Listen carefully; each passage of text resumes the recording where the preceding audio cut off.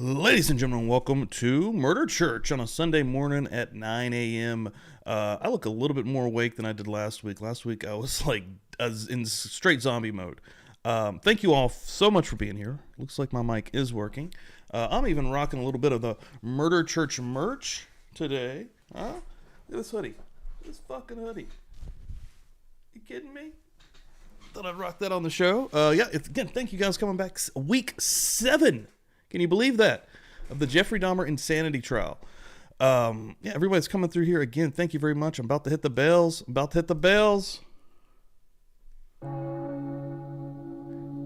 Always want to make sure you're in your seats before the bells toll.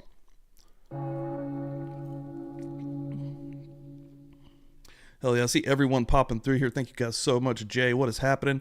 Disney Nerd 85. Amanda, good morning, fellow Murder Church watchers. Laugh out loud. Hope everyone has had a great weekend. I have had a great weekend. I hope you've had a great weekend as well. And I see that you're on your 1-month membership here at Publicly Buzzed Live, and that's absolutely amazing. Crack a beer open for you. Huh? Love it. Thank you so much. Get those as well. Thank you so much for that, Disney Nerd. Art with Viv popping through here as well. Thank you so much. Appreciate it. Megzy, Mim Nombre, Anna, Shannon, Stevie coming through. What's up, Stevie Irwin? City Kitty, Sarah from Ireland, Dizzy, Tangled Crochet. Everybody, thank you all so much. Appreciate the hell out of it. Again, week 7, we are going to be going into part 4 of psychologist Dr. Becker. She's been awesome so far. She's been really good. Again, an expert that's just, again, trigger warning throughout this entire thing. It's been very, it's very interesting. It's very eye-opening, but at the same time, it's full of again, trigger warning type of stuff that it might not be, it's not suitable for not only children, but maybe not even a lot of adults, because it gets into great detail about exactly what Jeffrey Dahmer did. Diet Dr. Pepper is the diet soda that tastes most like, that's the truth. That's why I drink it. I actually used to not be, get that on the screen here. Used to actually not be a diet drinker at all.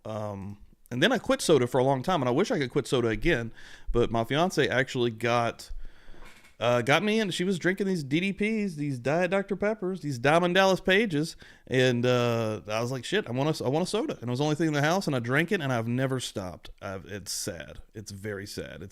I'm gonna blame her, but I'm totally addicted to these. I wouldn't say addicted. Maybe I'm totally addicted. Yep, addicted to the right word. I drink them every single day. We got a little sidebar popping through here. Hope everyone had a good time on Feral Friday with Sleuthy Goosey and Bob Mata. That show was fucking fire. I wanted to do something special in the Idaho case, and I think we pulled that off.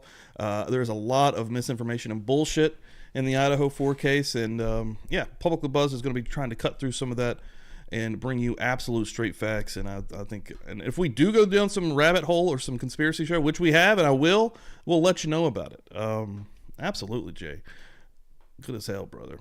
We're going to jump right in here. Again, thank you all for hanging out. Appreciate it.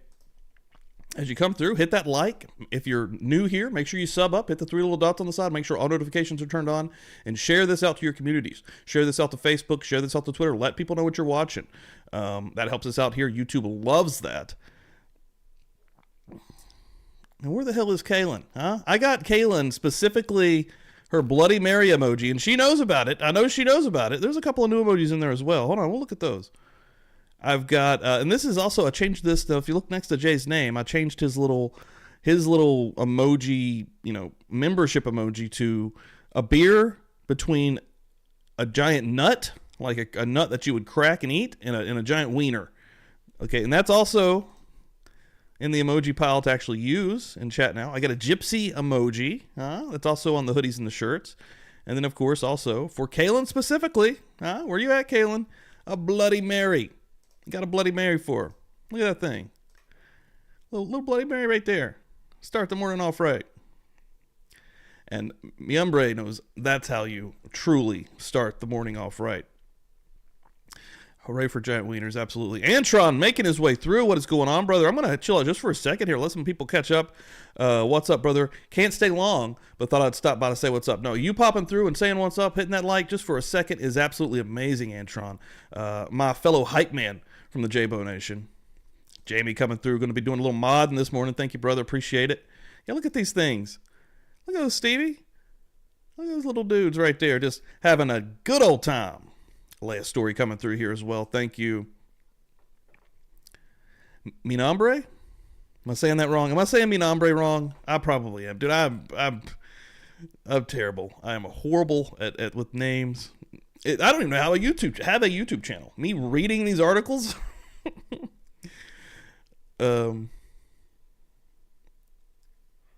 Absolutely. Brooklyn, thank you for coming through here. Name I missed there. Pesolo. Nombre. Gotcha. And I'll probably continue to butcher it. Nombre. Dara. Nombre. I got it. All right. PB&J, baby. PB&J all day. PB&J all day. Nombre. What was I saying? Hold on. I was saying mi nombre. So you don't say the me, just nombre? I'll throw out the me, baby. Thank you, Jay. Hey, Publicly Buzzed. I'll be lurking more today, but I wouldn't miss Murder Church. Thank you so much for the lurkers. Anybody that is lurking in the background, you're absolutely appreciate it. I know it's early. Sunday morning is, probably rolling out of bed, probably having a lazy day, and probably not in a chatting mood. Everybody just lurking in these, amazing, and I appreciate the hell out of it as well. You roll with the R's a little bit. Yeah, okay. Nombre. Welcome, Nombre. Ladies and gentlemen, welcome to the ring at this time. Nombre! Mr. Nombre. He got me. Hopefully I'm saying it wrong. I might be still butchered. I might have made it worse. That is possible. There she is, Kayla. Now, did you see it, huh? Have you checked it out? Bada bing. Bada boom. You ask and you shall receive. Oh, God. Well, get in the Discord and let me hear it. Nombre. I'm gonna listen to Jay say it on his next one. Nombre. No. Okay. Nombre. There we go. We'll figure it out. Kells, what's going on? 2 p.m. in Great Britain. Appreciate you being here. That's amazing. It's amazing. Again, you guys are the best. I thank each and every one of you for coming through here. Let's start her up. Created by EJF popping through as well. Reporting for church. Love it. Nombre. Since last Sunday, I spiraled so hard into the Dahmer trial. It'll take you. It'll sweep you right down the river. All right, ladies and gentlemen, we're going to rock and roll. We're getting her started here. Again, defense psychologist Dr. Becker, continuing her testimony. This is the last part of this beautiful lady, part 4. She's been awesome. Then we're going to go into Dr. Carl Wallstrom Jr., and he will probably continue out the rest of Murder Church here on Sunday, guys.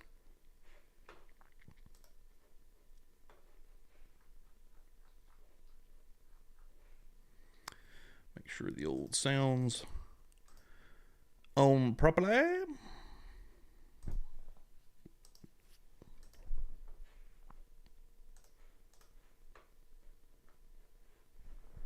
Lawrence C. Graham Jr. presiding. Silence is commanded. You may be seated.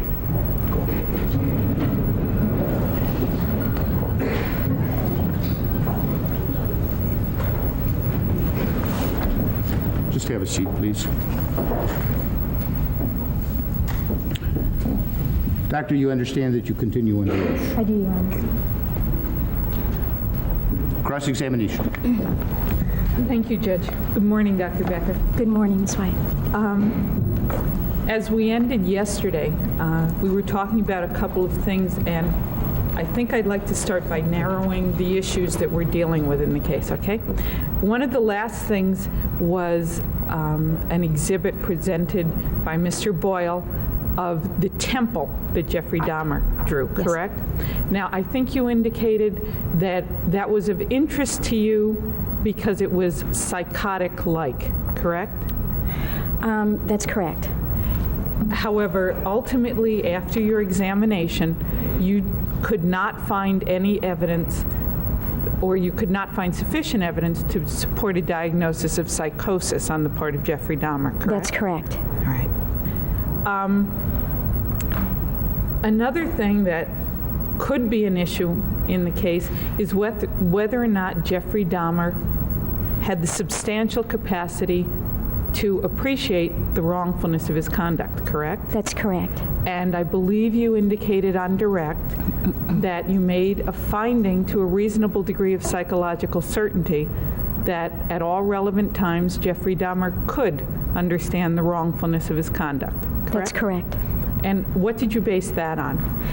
I based that on both questions that I asked him several times in meeting with him, and that is, did he know that it was wrong to take a person's life? And he indicated when I asked him that he knew that it was wrong to do that. Okay. So essentially, the issues that we're left with, to your understanding, are whether or not Jeffrey Dahmer suffered from a mental disease, That's correct. and whether or not that mental disease substantially impaired his ability to conform his conduct to the requirements of law, correct? Those two issues were what we were left with. Okay. Let's first talk briefly about mental disease. The mental disease that you diagnosed was paraphilia? It was necrophilia, which is a form of paraphilia. All right. Now, Excuse me, I'm going to ask the doctor, you pull the mic up a little higher, I think we're just losing a little, that's great. That's fine, thank you. all right. Now, I think, and I may have misheard you, that at the end of the testimony yesterday, you indicated that not all necrophilics have a mental disease. Is that correct? That is what I said, and would you like me to explain that? Yes, please. Okay, all right. In order to make the diagnosis of necrophilia, a person has to have either acted, that is, they have intense sexual fantasies or urges. Number one, that they have acted on, or number two, that they are distressed by. Hypothetically, there can be people out there who on occasion have thoughts or are attracted to thoughts about being sexual with corpses, but they might not have ever acted on those urges, and they might not be distressed by them. And in that case, I would not call that a mental disease. All right. So the fantasy or the urge becomes a mental disease because of the distress and or the act itself. That's correct. Okay. I just want to refer to one other thing. This is Defendant's Exhibit 27. Concerning, why don't you identify this for the jury? It's the Diagnostic and Statistical Manual. It's the third version, and it's been revised. And this is what is used to make diagnosis in the field of mental health. And indeed, the committee concerning paraphilia is the committee on which you serve in this. That's correct. There's also a cautionary statement concerning the categories in this manual, is that correct? That's correct. And does this cautionary statement, could you start with it to the word disability? Does that appear? It says, it is to be understood that inclusion here for clinical and research purposes of a diagnostic category, such as pathological gambling or pedophilia, does not imply that the condition meets legal or other non-medical criteria for what constitutes mental disease, mental disorder, or mental disability. All right. Now, it would still be fair to substitute the word necrophilia for pedophilia in that cautionary statement, would it not? Well, it was not substituted in there, so I would not feel comfortable saying it would be fair to do that. All right, so in other words, of the paraphilias, only pedophilia that cautionary statement applies to? Again, Or is that just, I'm sorry, or is that just an example? I did not write the cautionary statement, and so it's difficult for me to know if that is just one example that they meant. They didn't list the other forms of paraphilia. All right, could you read that statement once again? Sure. It is to be understood that inclusion here for clinical and research purposes of a diagnostic category such as pathological gambling or pedophilia does not imply that the condition meets. Not sure what that is, Jay. Maybe we'll get a better shot of it. Legal or other non-medical criteria of what constitutes mental disease, mental disorder, or mental disability. All right. Is it sperm? No, serpent. Now, having reread that, the words such as a diagnostic category, does that not indicate to you that they're listing examples? That could be interpreted that way. Fine. Do you agree that psychiatrists and psychologists differ on whether or not a paraphilia is a mental disease for legal purposes? I do. But let's talk about the specific paraphilia here, necrophilia, which you, in your report, indicated you considered, in Jeffrey Dahmer's case, a mental disease, okay? Yes. First, in talking about paraphilias, in shorthand, is the major difference between paraphilias and normal sexual desires the object of that sexual desire? Indeed. Okay. So in other words, if someone is intensely sexually attracted, a man's intensely sexually attracted to a redheaded woman, that's not a paraphilia.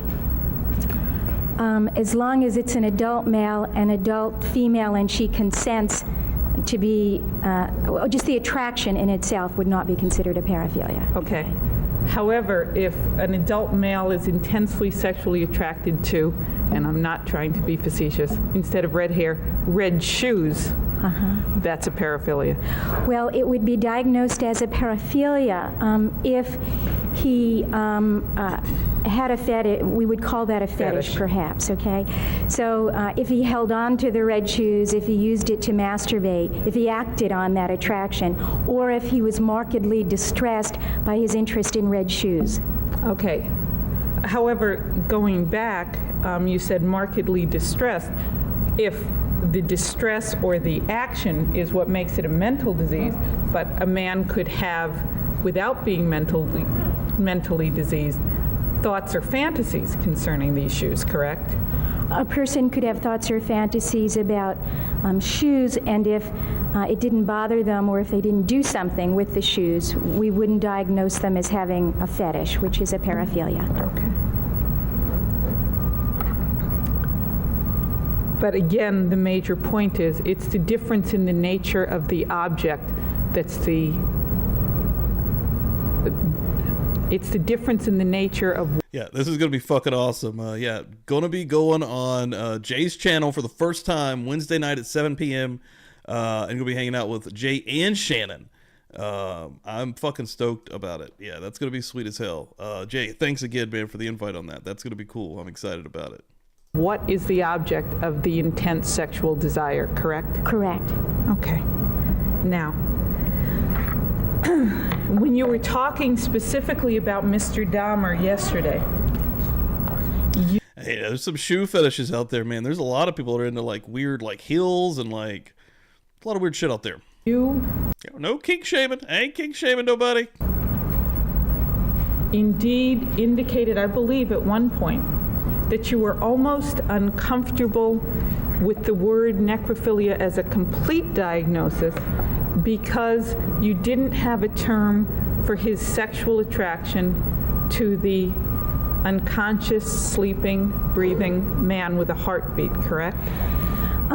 That's correct. In searching the literature, I could not find a philia listed to define attraction to someone who is placed in a comatose state and is in a coma when you're doing something sexual to them. All right. But you indicated that essentially, other than the fact that the man in the comatose state was breathing and had a heartbeat, and the deceased was a corpse, that for the purposes of the definition. Dude, that's funny because like people are so weird about feet. Like you're either like, either you have a fucking foot fetish where you want to suck on toes, or you're so disgusted about feet, but even the mere mention of them, not even talking about the sight, the mere mention of them will make you gag, right? It is Much less the socks that you've been wearing all fucking day. essentially made no difference, correct? Well, the fact is the person was out. They could not interact with Jeffrey. All right. So for the purposes of the definition you came up with, that did not make a big difference, correct? Well, in terms of, I made the diagnosis of necrophilia on two things. One, his behaviors, that is that he did engage in sexual activity with a number of corpses. Two, he reported to me that 25% of his erotic interest pattern was to being sexual with a corpse. So it was on both those factors. That's true, but he also reported that 75% was to the comatose person, That's correct. That's what he All right. self-reported. Now, while for the purposes of your ultimate definition or diagnosis of mental disease, that did not make a difference. The difference between the person who was breathing and with a heartbeat and the corpse was a homicide occurring, correct? That's correct.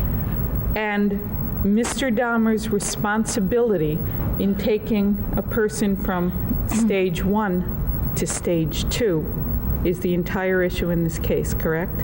That's correct. So there, the distinction is legally very important. That's correct. Okay. Now, let's go to page 19 of your notes. Do you have them?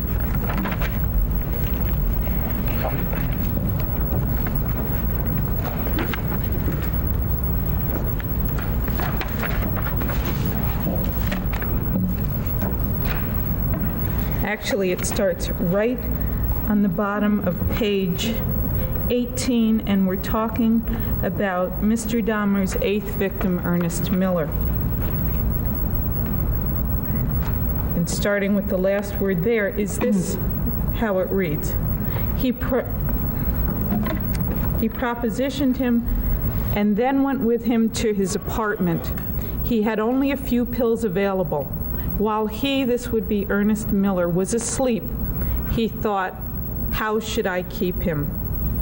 He did not want to put this person through any pain, and consequently he stabbed him in the jugular. He reported that the victim died quickly. Mr. Dahmer reported that he had to consume alcoholic beverages before he was able to stab the person. Is that correct? That's correct. All right. Now, visualizing that moment in time, am I correct that what we have here is a live, sleeping, comatose man? And Mr. Dahmer, according to what he reported to you, says, how shall I keep him? Because he doesn't have enough pills, is afraid he'll wake up if he strangles him.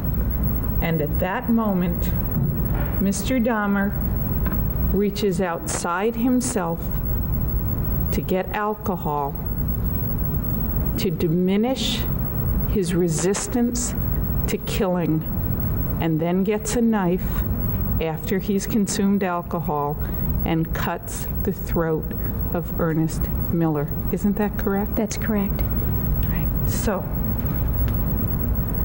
Mr. Dahmer, who indicated to you that and I believe indicated throughout his interviews, that the actual act of killing was distasteful to him and he'd seek the aid of alcohol in doing it, used alcohol here to help impair his ability to conform his conduct to the requirements of law. Isn't that correct? In the case of Ernest Miller, he reported to me that indeed he took alcohol because he wanted to keep this person and he didn't have the pills available to do it, and so he needed to stab him, and drinking helped him feel better about stabbing Ernest Miller. It helped him feel better and helped him impair his ability Yes. to conform his conduct to the requirements of law. That's correct. true. Okay. All right. Now, let's refer to page 16 in your notes.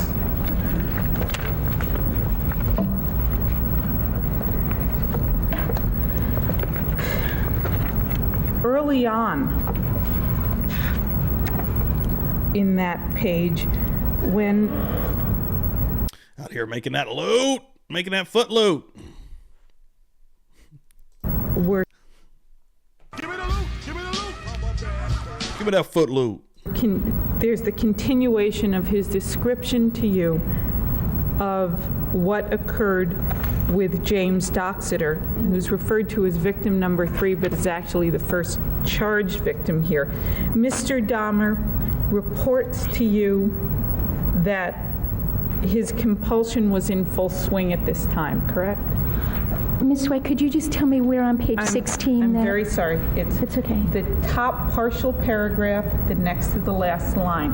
His compulsion was in full swing at this time. Okay, according to Mr. Dahmer, right, I have That's it. correct. Okay.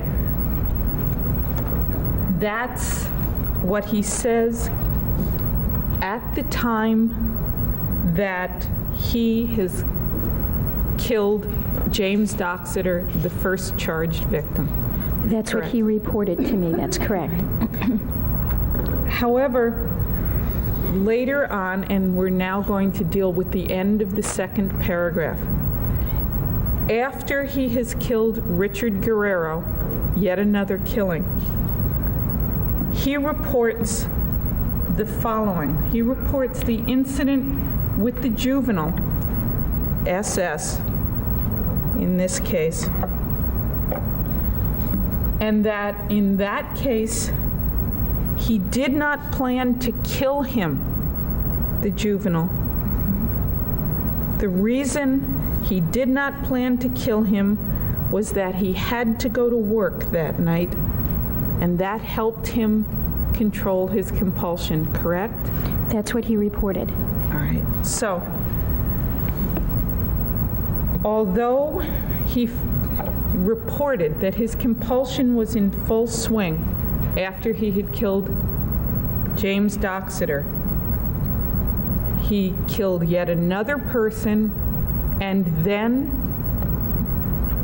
later, because he had to go to work, was able to conform his conduct to the requirements of law and not kill a drugged victim, correct?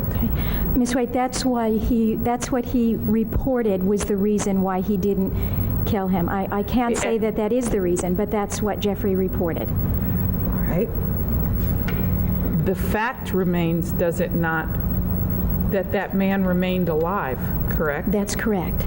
And therefore, Jeffrey Dahmer's interaction with that man, while in the full swing of his compulsion, conformed to the requirements of law, did it not?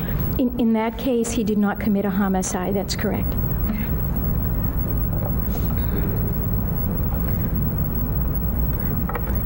Let's move on to an even more interesting incident, perhaps. It would be on page 18.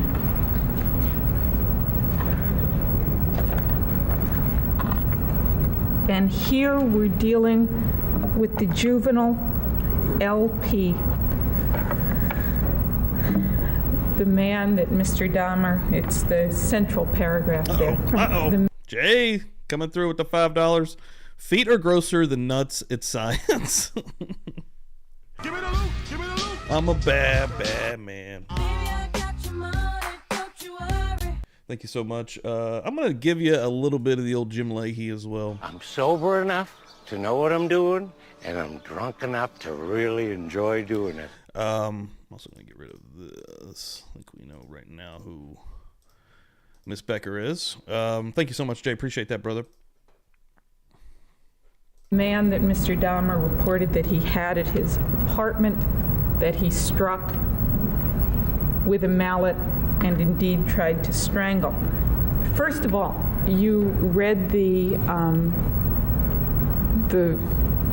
statement of Mr. Dahmer that was supplied. Again, Sundays get trigger warning. That's all I could say. I put a warning at the beginning of every single show, just in case, it's a true crime channel. We have a lot of fun here, but we get into some really, really dark territory. And of course, Murder Church, 7 weeks in a row.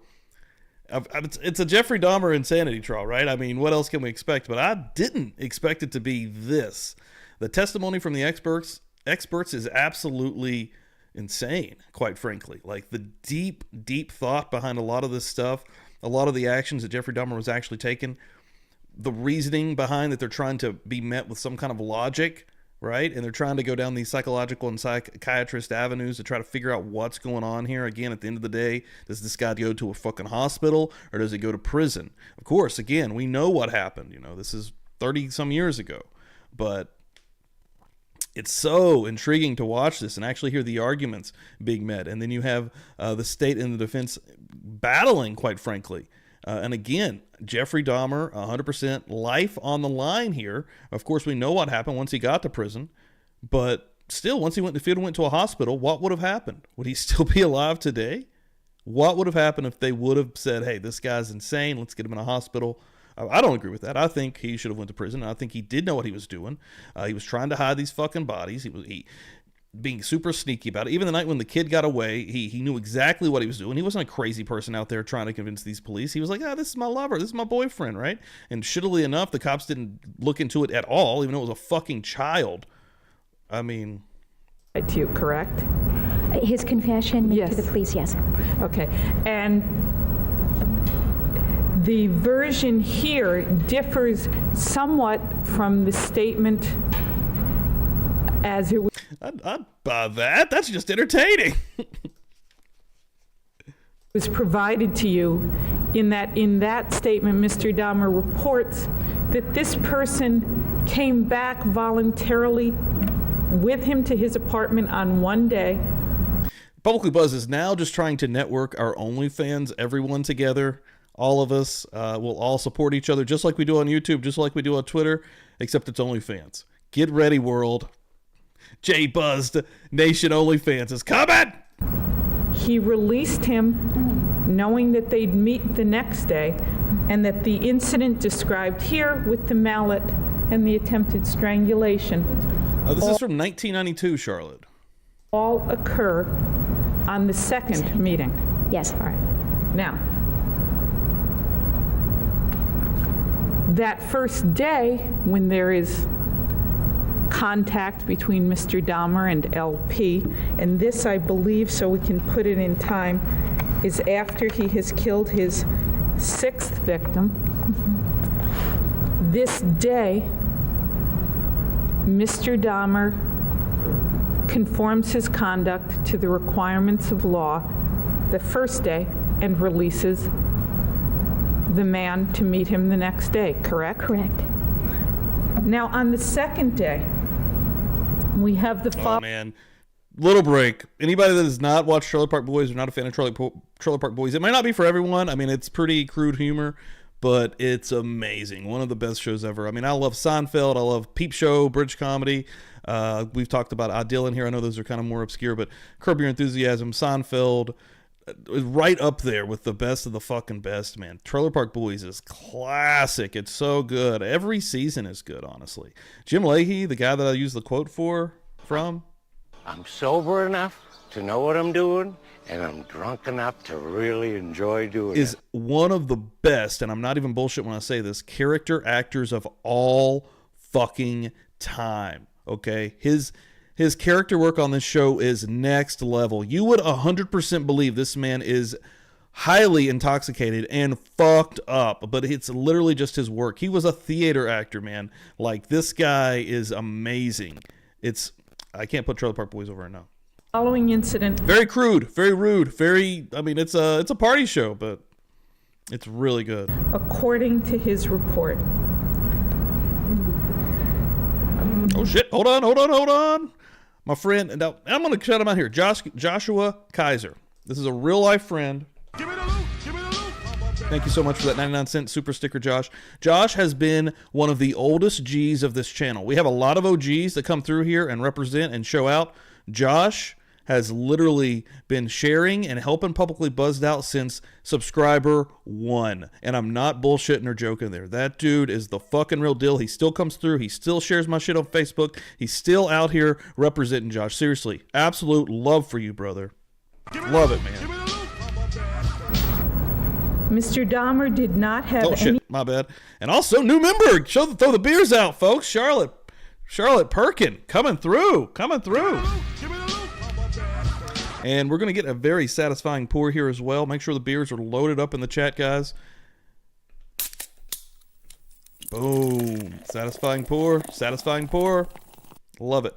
Thank you so much. I'm going to give you one of these also. That's amazing. Thank you so much. Let me see. Them beers rolling out. Oh, shit. Yeah, they are. We got some Bloody Marys in there. Pass them out. Love it. Thank you guys so much. Seriously. any pills available to him that weekend. Mr. Dahmer went to an Army surplus store and bought a mallet. He took pictures and had him, that being LP, lay on his stomach, struck him in the back of the neck with the mallet. The guy got up, first of all, stopping there. Do you believe that was an attempt by Mr. Dahmer to kill LP? I don't know if it was an attempt to kill him. It was an attempt certainly to knock him out and render him unconscious. Okay. The guy got up and attempted to leave the apartment and said he would call the police. The guy left and then came back in and asked Mr. Dahmer for money for a cab. Mr. Dahmer tried to strangle him at this point. That is an attempt to kill him, is it not? And I hate to keep pausing again, but yes, Peep Show is my actual... I love Seinfeld. Dude, I could watch Seinfeld endlessly forever. But Peep Show, if you've not seen this show, Peep Show, it's a British show. It's the best. It's fucking hilarious, dude. Like, it's a show about these two dudes. One of them is, well, you know, a better off dude. He's got a good job. You know, he's got his shit together, and he's got a roommate who does not have his shit together. You know, he's a little bit of a slacker. He smokes a little bit too much weed. He's a musician. He's trying to make it, right? You're seeing these guys' real lives, or not their real lives, but their lives, and you're hearing the inside of what they're saying. You're hearing their thoughts throughout the show, and it gets hilarious, and it's crude. There's multiple seasons, not enough episodes, if I'm being completely honest.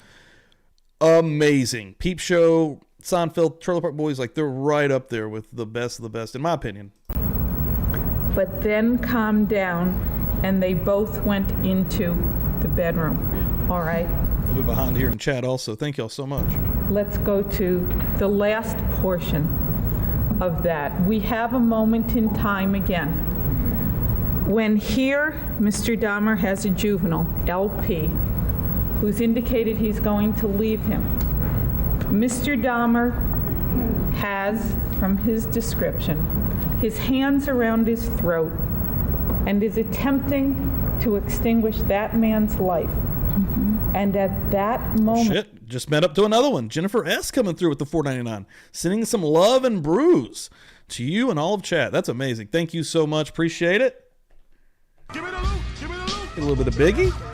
And a little bit of ODB. Oh yeah, thank you so much for that. That's amazing.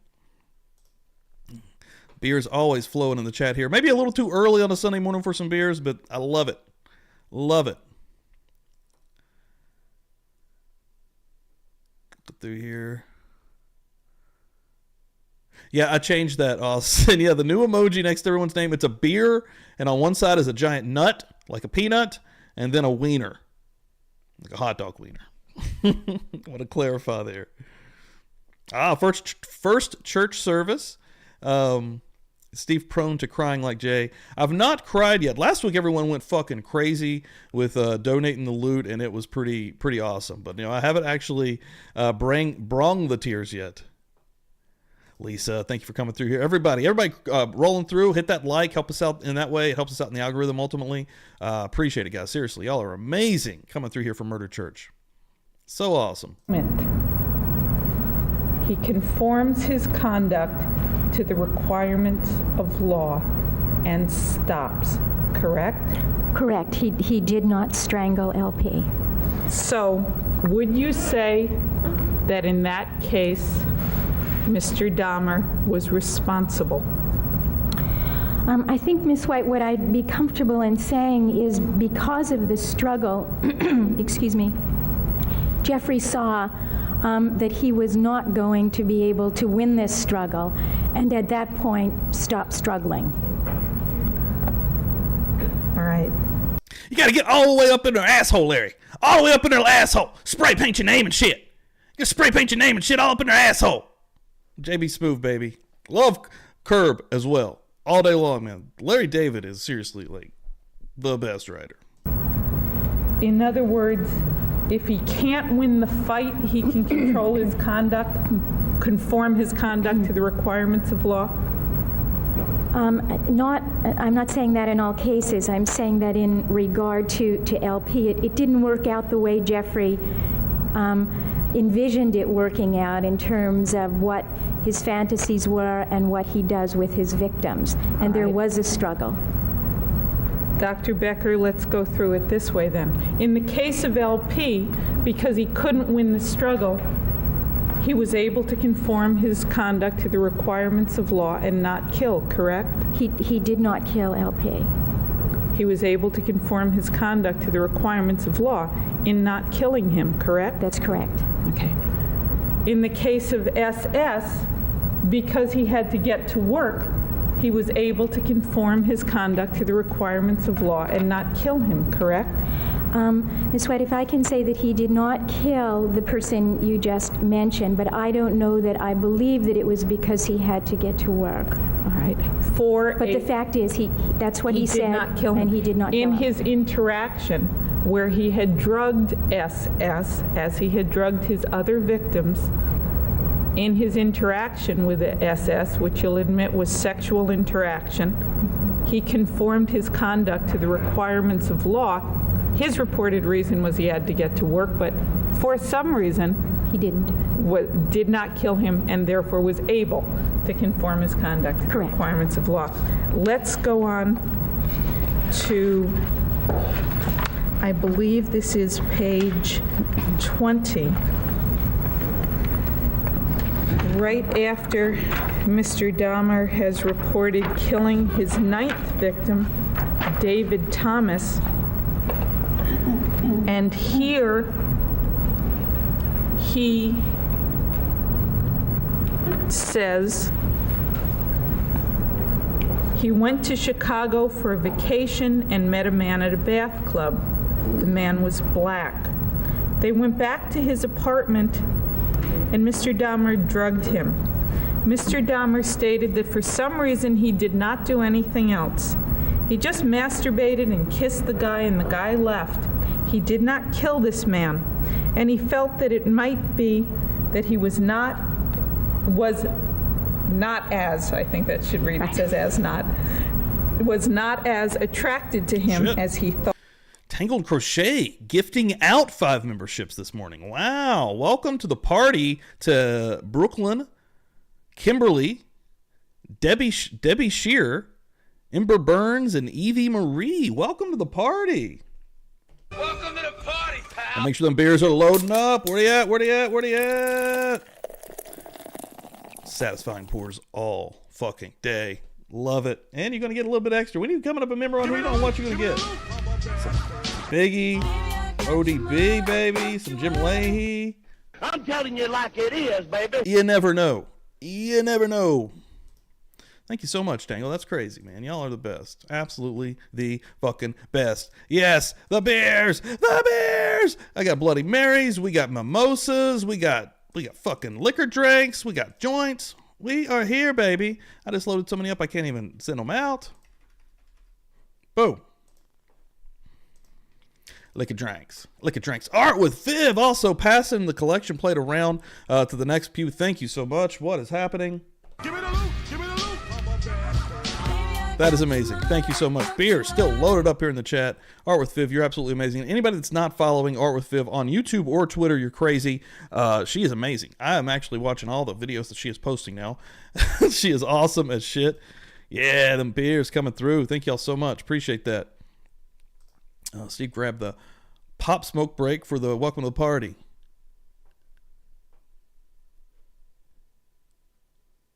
Thank y'all so much. There you go. Amanda, having a mimosa.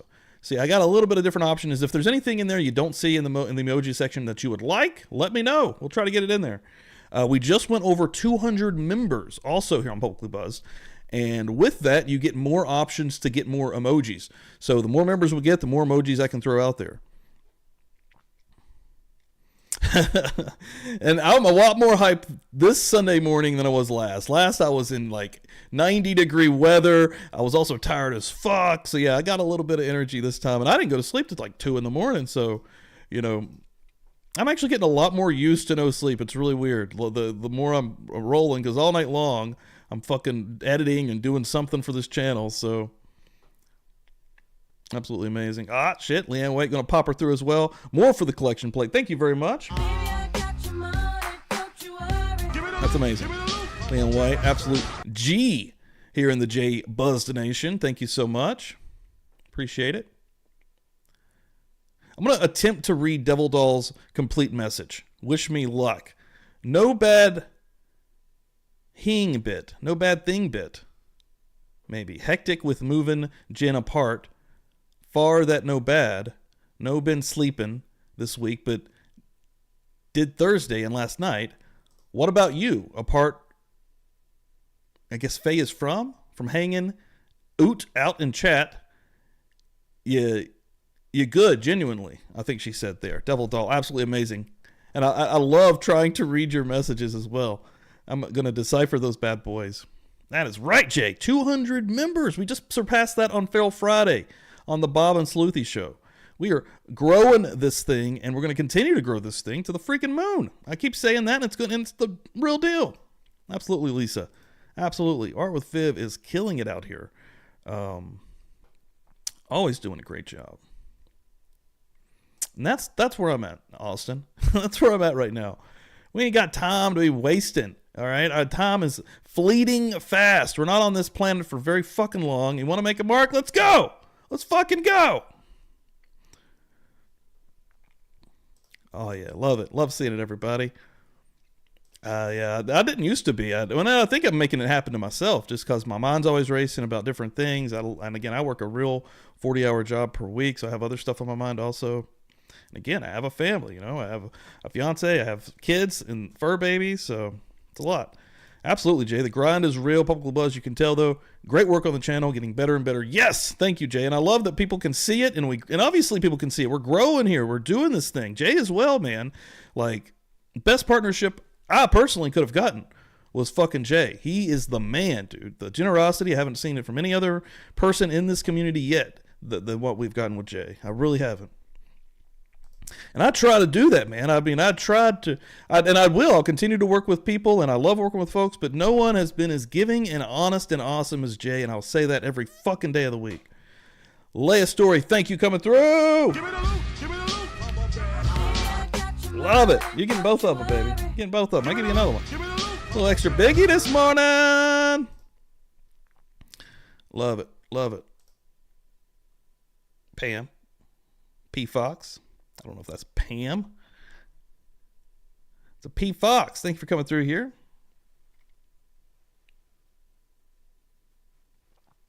Love the new emojis that popped in there, though.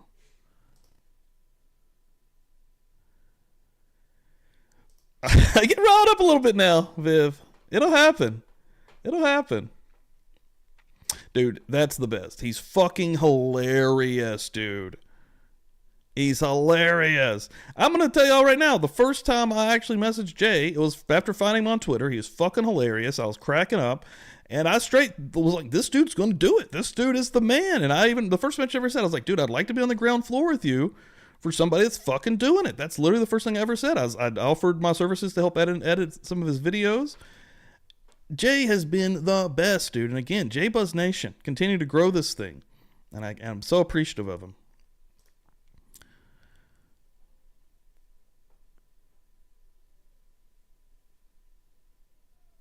Pam. And I did say Pam if it sounded like Pan. It just felt like it'd be a Pam Fox, right? Or I'm clairvoyant. And I knew. Let's rock and roll, guys. Thank you all so much. Everybody's the best. Thought he would be, correct? That's correct. So in this case, after having killed his 9th victim, while involved in sexual interaction with a man that he met at a bath club, having that man back at his apartment where he has killed several victims already, having him drugged, he conforms his conduct to the requirements of law and does not kill, correct? That's correct.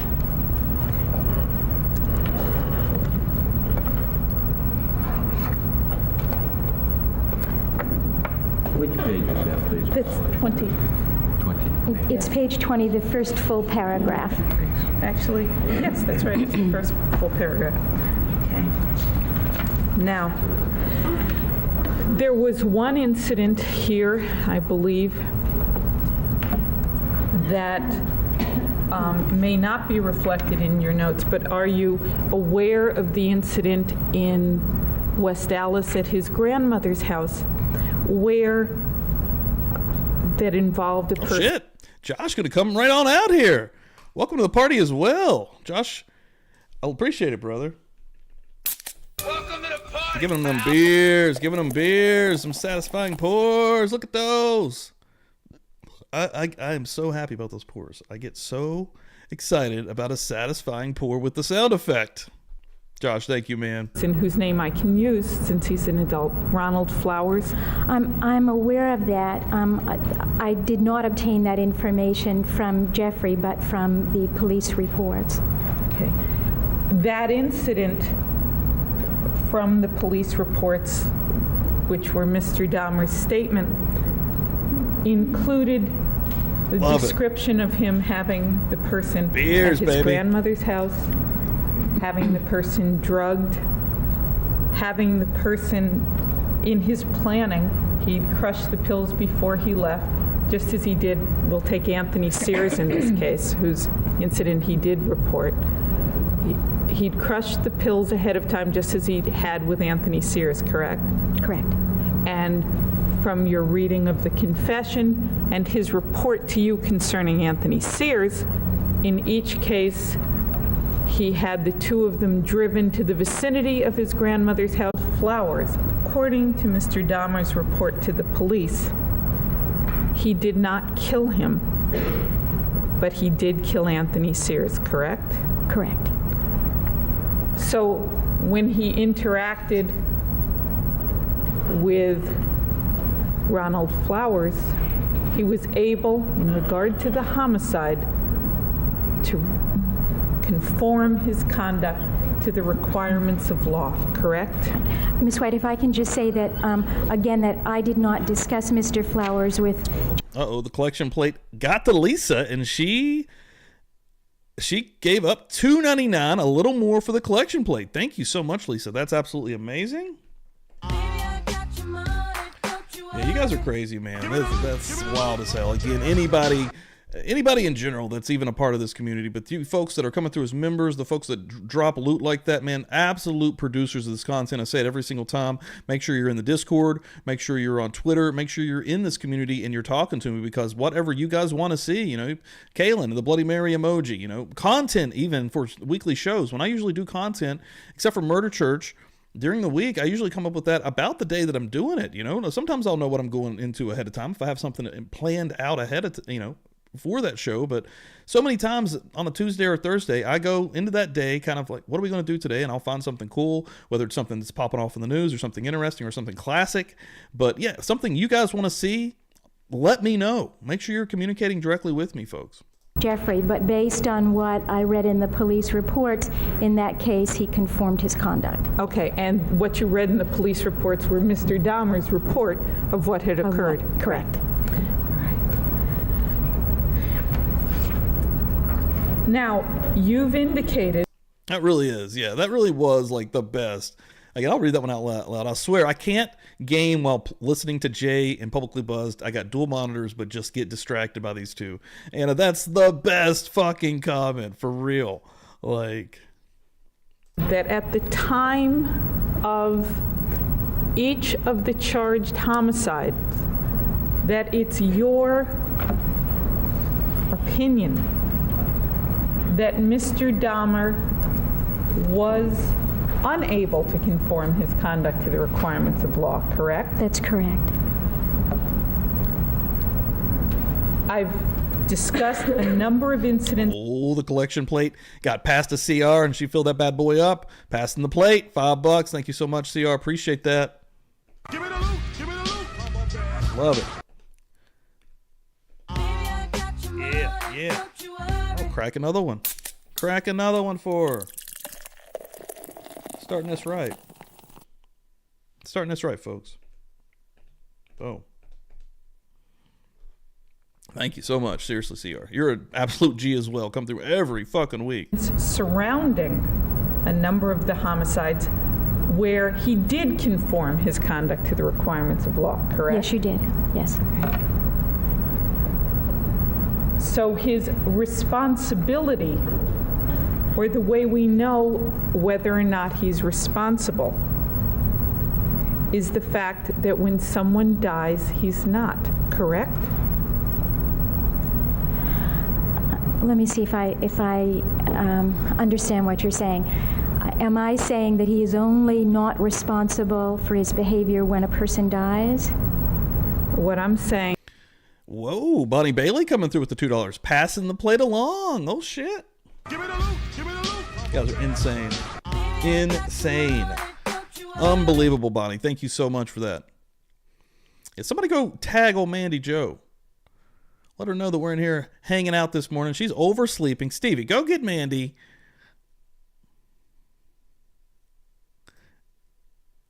Let me see here. Looking through here. Everybody hanging out. Banging out the emojis. Love to see it. Oh, that's true. Okay, Mandy's moving. Now, Mandy, mod, man, she out here taking it on every single time. She's putting work in Friday for sure, especially with that chat going ballistic. Geographically, not mentally. Jamie, I'm gonna have to grab and rock some Publicly Buzzed gear soon. Yes, sir, Jamie. Thank you, man. Absolutely. Tangled Crochet coming through with the $2, passing the plate on. Give me the loot, give me the loot. Come on, man. Love it, love it, love it. Oh my God, Austin Raines coming through also. Got the plate. Boom, Murder Church emojis. Love it. Amazing. Hell yeah. And Austin Raines, again, I'm just going to say a partner of Publicly Buzzed right now. We're going to be rocking out some fucking badass shirts again. Feral Friday. This Feral Friday. You're not going to want to miss this one. Couple of different things. I'm not 100% sure what's going on. I want to talk to some folks. I want to get the show together. It's going to be a 6K subscriber special. This Feral Friday. 6K subscribers. We just went over that mark. I think we just went over 6.3. Last two shows were fucking nuts. Again, we did the debunking with the Crime Circus stuff, which is a continued ongoing thing. He came back with a video. And again, Dan is still looking into that, and it seems like bullshit. It does. We're still going to even get our T's crossed and our I's dotted before we put out another video and more information, like you fucking should in this situation. But Feral Friday, this Friday is going to be off the chain. We're going to be having a 6K special, and if anybody's watched past subscriber specials, you know that they are fun as hell. Jay was on the last one. A hacker took over the show. Absolutely insane. Who knows? This hacker may come back. Again, I don't know what's happening. I'm going to make a plan. But this Friday, Austin Rain shirts are going to be dropping. Now, these are variants. They're limited edition. Literally, they're custom. She's making them all by hand. There's no printing these. They're being made by hand, folks. And they're amazing. So, yeah, make sure that you're here for Feral Friday for that drop. It's going to be a limited number. There's going to be the version that you've seen and also a color version. But seriously, I'm being serious. There is a limited number until we can do it again. So make sure you're there and ready to rock and roll.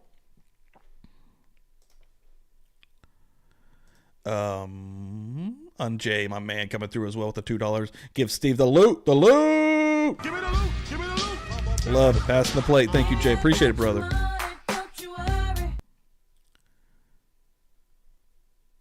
Thank you guys so much. And did anybody see the murder church emoji I got banging on? That was good in there. I said, I'm going to bust out a couple emojis. Got something going. Dude, the color version is dope. I'm excited to see it, Austin. Hell yes. Oh, yeah. Yes, Friday is going to be good. Again, I can't hype it up enough. I'm going to be hyping the shit out of it this week. Again, 6K subscriber special, shirt drop. It's going to be fun. It's going to be a good one, guys. Is the way we know that he's not able to conform his conduct to the requirements of law is that when he's not, we have a dead body. Someone dies, correct? That's correct. So that's the one differing factor, correct? I just want to make the distinction here that I'm not saying that he doesn't have a paraphilia in those other cases, but he violates the law when he takes someone's life. Okay. That's, we're not talking about the mental disease. I was on the second prong, and I'm glad you brought that up. Let's go back to the incident with LP. Jeffrey Dahmer has his hands around LP's throat and is attempting to kill LP. And he's attempting to kill LP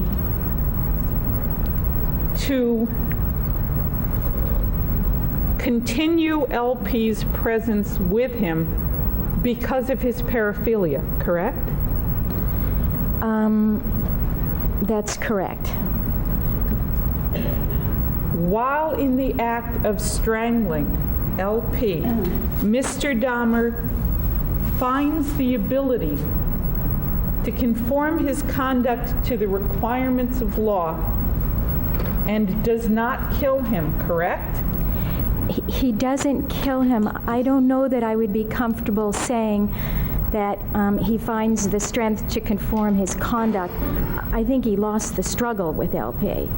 I think he saw he was not going to be able to kill him and then have the body and do what he wanted with the body.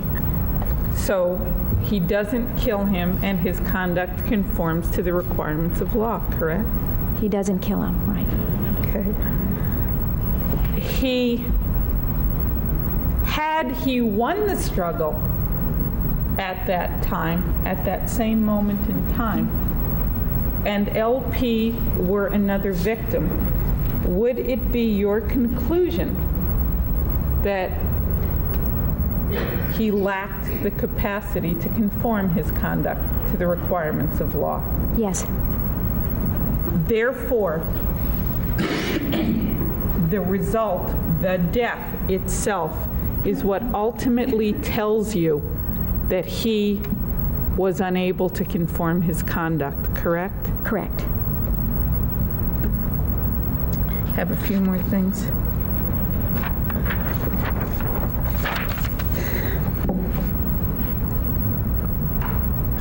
May I have just a moment?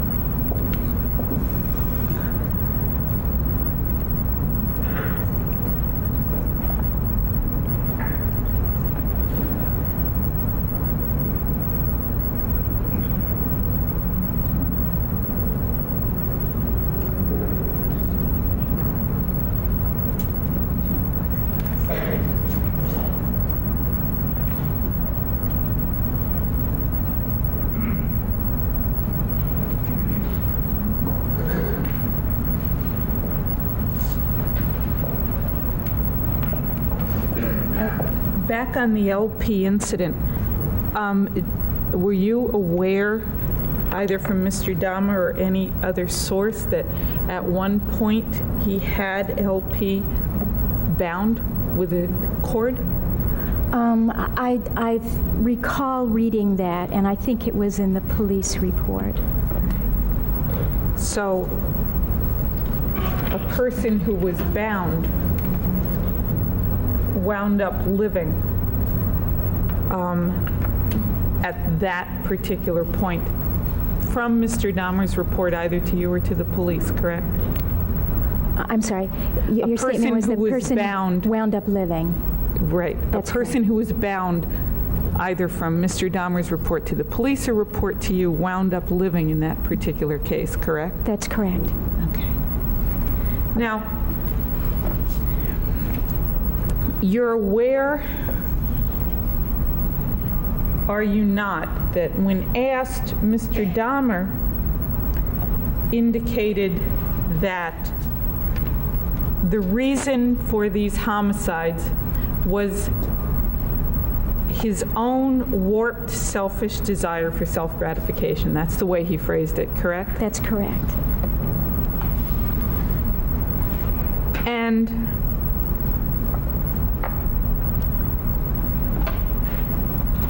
by reason there, we're talking about his motive in doing what he did, correct? When he makes that statement, is he telling us why he did what he did? Yes. Yes. Okay. And indeed, in your report of his statements, we have, I'm sorry, your reports of his statement, we have on page 12, for example, on the bottom, that he reported he started using the sleeping pills during this period because some guys wanted to perform anal sex and he did not want to. This was a way of keeping them.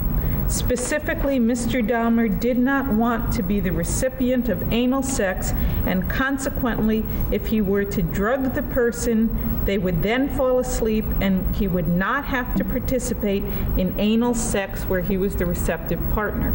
Correct? That's what he said. Okay. That's choice, that the sexual activity will be his way without taking into consideration the needs or desires of the other person, could be defined as a selfish choice, could it not? Yes, it could. I refer you to page 24.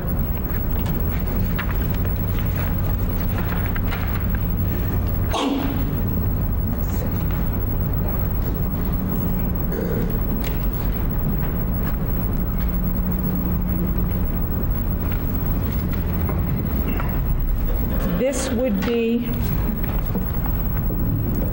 toward the end of the third complete paragraph.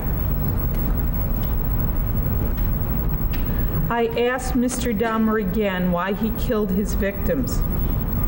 He reported he did not just drug them and have sex with them and let them leave because he wanted to keep them, he wanted them to stay with him.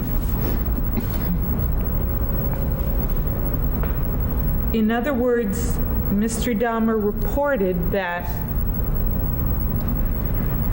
while he drew sexual pleasure from these people while they were alive and comatose, his ultimate choice to do the act of killing was to extend his period of sexual pleasure with them, correct? That's correct. And he did indicate to you that the act of killing itself was not what gave him gratification, correct? That's correct. And that indeed he drank in order to make himself more able to do that actual act of homicide, correct? That's what he reported. Now, Shit. Lakota coming in a little bit late to Murder Church, but dropping a little bit into the bucket as well. $4.99 if you're a heathen to say hallelujah. Welcome to the party, Love it. Hit the wrong one there. Boom. Love it, Lakota. Thank you. And you're always coming through here representing, rocking and rolling with us every single stream. That's amazing. And coming through on the videos. Thank you so much. Hit the like, guys. If you're hanging out in the background, you're lurking out on this thing, hit that thing. Helps us out. And if you're coming in late, share this out to your communities. Let Facebook know. Let Twitter know. Really, really helps us out. YouTube loves that. They love it. The slimy bastards. Mr. Dahmer, in doing this, in taking a person's life so that he would have a longer period of sexual pleasure with that person, was doing a selfish act, was he not? Yes, he was. If Mr. Dahmer reported to you that I drugged the person and had sex with them,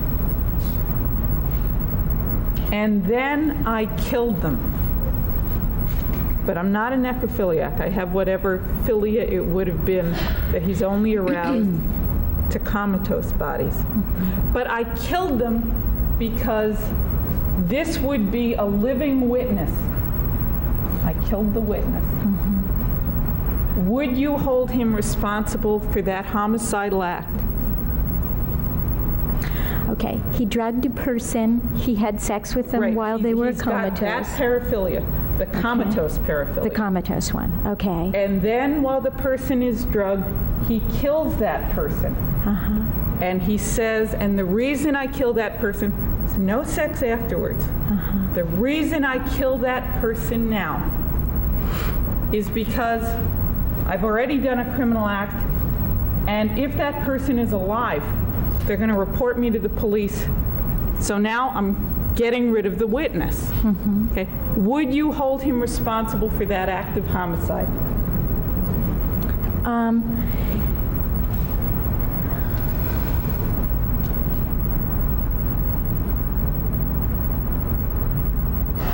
Yes, I would. Yeah, right? Ma'am, isn't the only difference between that and this the fact that he had a sexual motivation as well as getting rid of the evidence that led him to extend his period of time with the person? The nature of his, Excuse me, I think that was a yes or no question. could you repeat it? Excuse me, Judge, that's just not fair. This witness, in response to this question, is about to give an answer. She should be allowed to give it, and if it doesn't meet, she can move that to be stricken. She can't stop her from starting the answer. It's just not fair. Objections overruled. I think that initially the witness can answer in a yes or no manner, and then if the examiner wishes for an explanation, the examiner can ask for that explanation.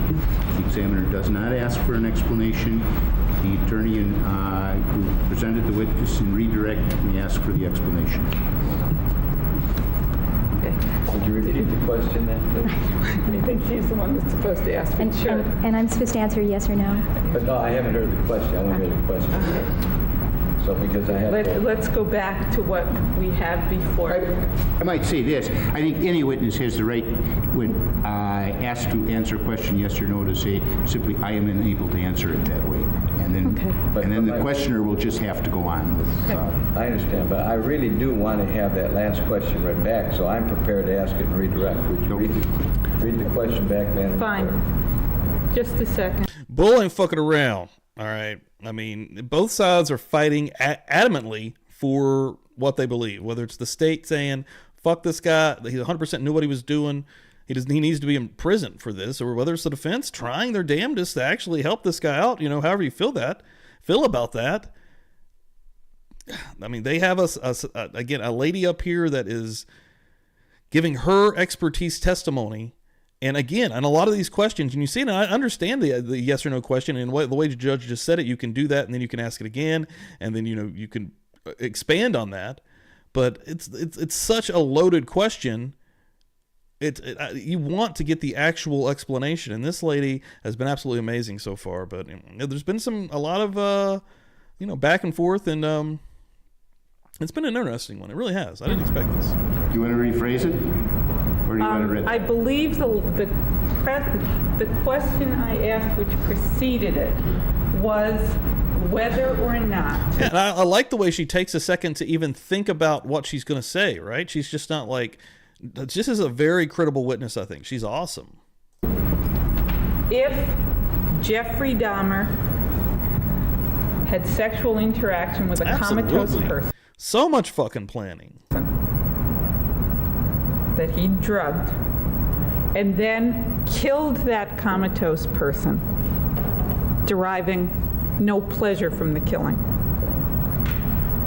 and indicated that the reason he had killed that person was to get rid of the witness, would he be responsible for that act? And your answer to that was yes. Being a judge would be hard. And you see, the Melly trial judge, I don't like that guy at all. But then you see good judges, and when you get a damn good judge, man, it's so refreshing. It's so awesome. See someone actually command and handle the courtroom properly. And when they do it and they seem like they're being fair to both sides, that's when it's the best. Sometimes you'll see it and it's almost like they're, I don't want to say it, but it seems like they're kind of siding one way or the other. Maybe they have something that's already happening, whether it's preconceived notions, which is just fucked up if you're a judge or what. But yeah, they need to be impartial and straight down the middle the entire time. Legendary CEO, thank you for coming through here. Everybody, Vicky, thank you. Say a bunch of new names. Deja Vu coming through this morning. Thank y'all. Not new names as in new here completely, but new names as for this morning. Thank you guys. Appreciate it. Murder Church! He would be. Yes. The difference between that scenario and Jeffrey Dahmer's killing to keep them for some extended pleasure is the motive for the killing, correct? Correct.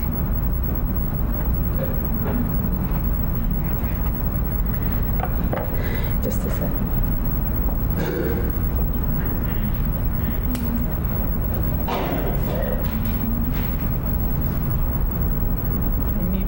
Second, excuse me.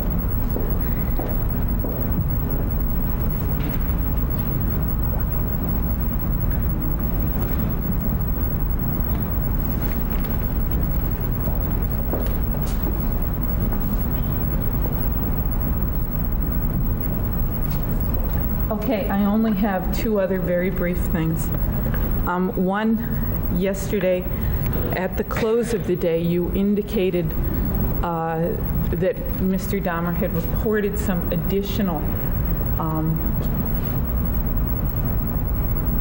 necrophilic acts to you in your most recent interview. I just need to know when that interview took place.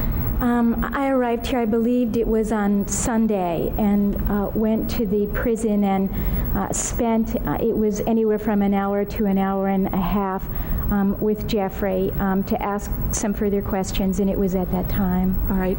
And ma'am, were you alone with him? Was Dr. Berlin with you? Dr. Berlin was with me, and also one of his attorneys. Okay. Now, I just need to ask one more thing that I noticed yesterday. Yesterday, you did spend some considerable time, at Mr. Boyle's request, reading the 26 pages of the in-depth interview you took with Mr. Dahmer. These are your notes, ma'am. Make sure I got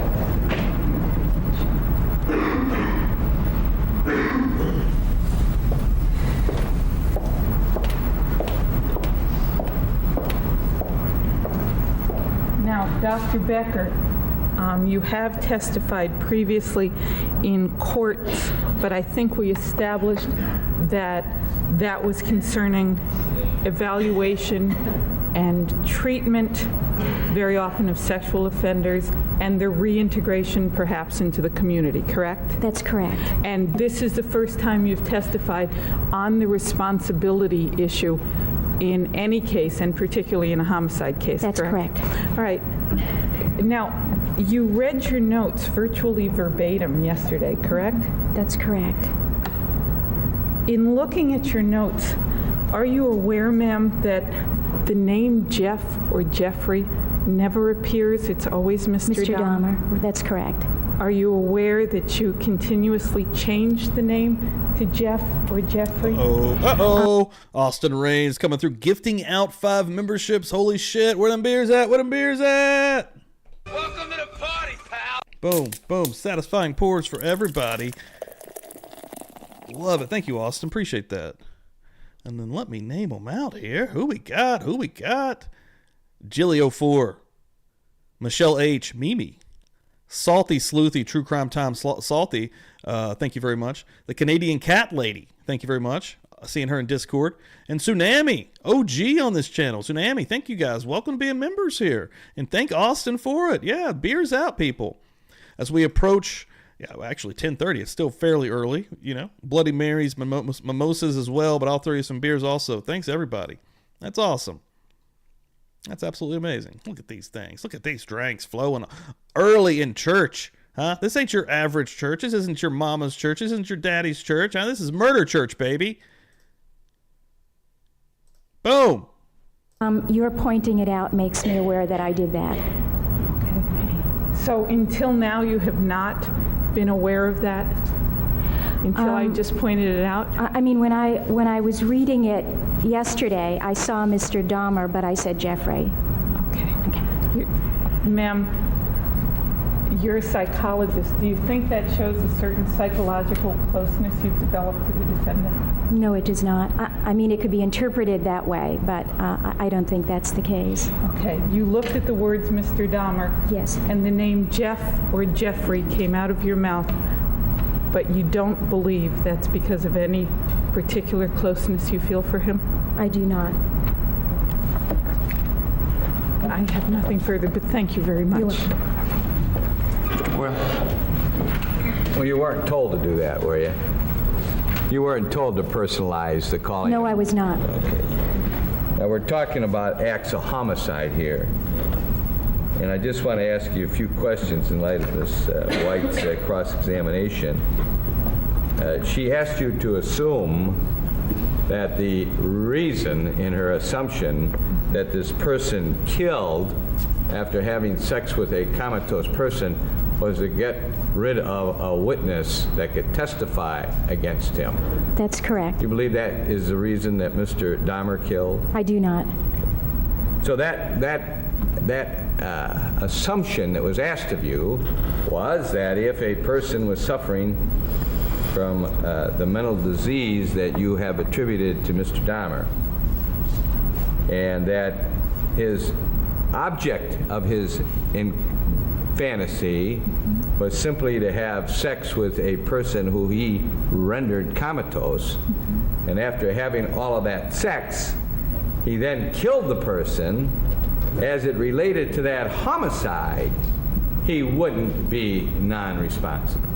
If Mr. Boyle, if I may say something, because I had to answer that yes or no. Sure. That was a hypothetical, and the fact is that if an individual did that, I mean, the person would have to be thoroughly evaluated, because the fact is you might have a psychotic individual who then might not be responsible for having done that.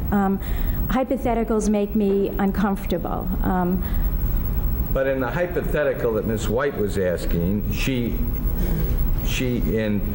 put in a pretty interesting fact that the only reason for the killing was to get rid of the witness. Now, we don't have that here, do we? We do not.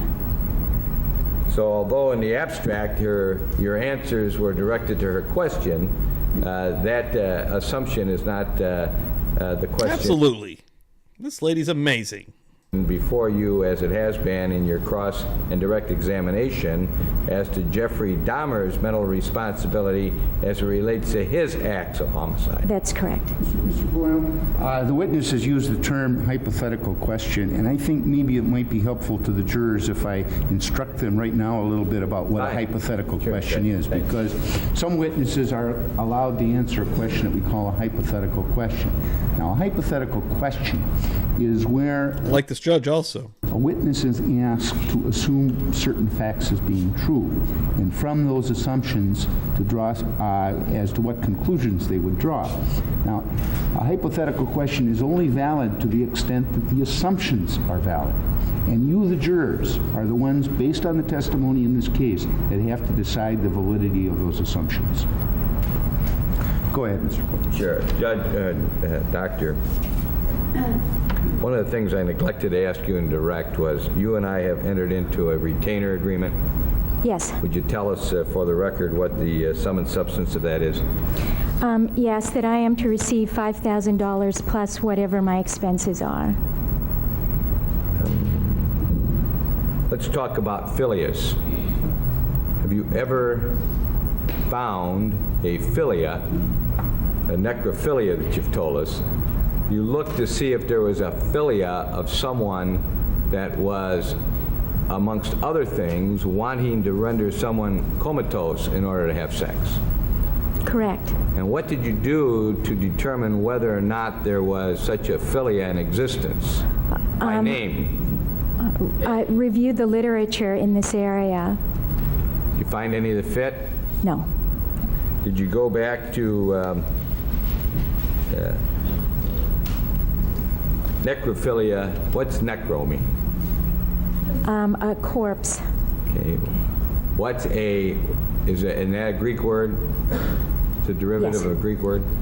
Is there a derivative of a Greek word for a person who is also, besides being a necrophilia, wants to have a comatose philia? I'm not all that familiar with Greek and don't have a Greek dictionary available to me. So if we were to derive one, it would be whatever the Greek word for coma is and philia at the end of it.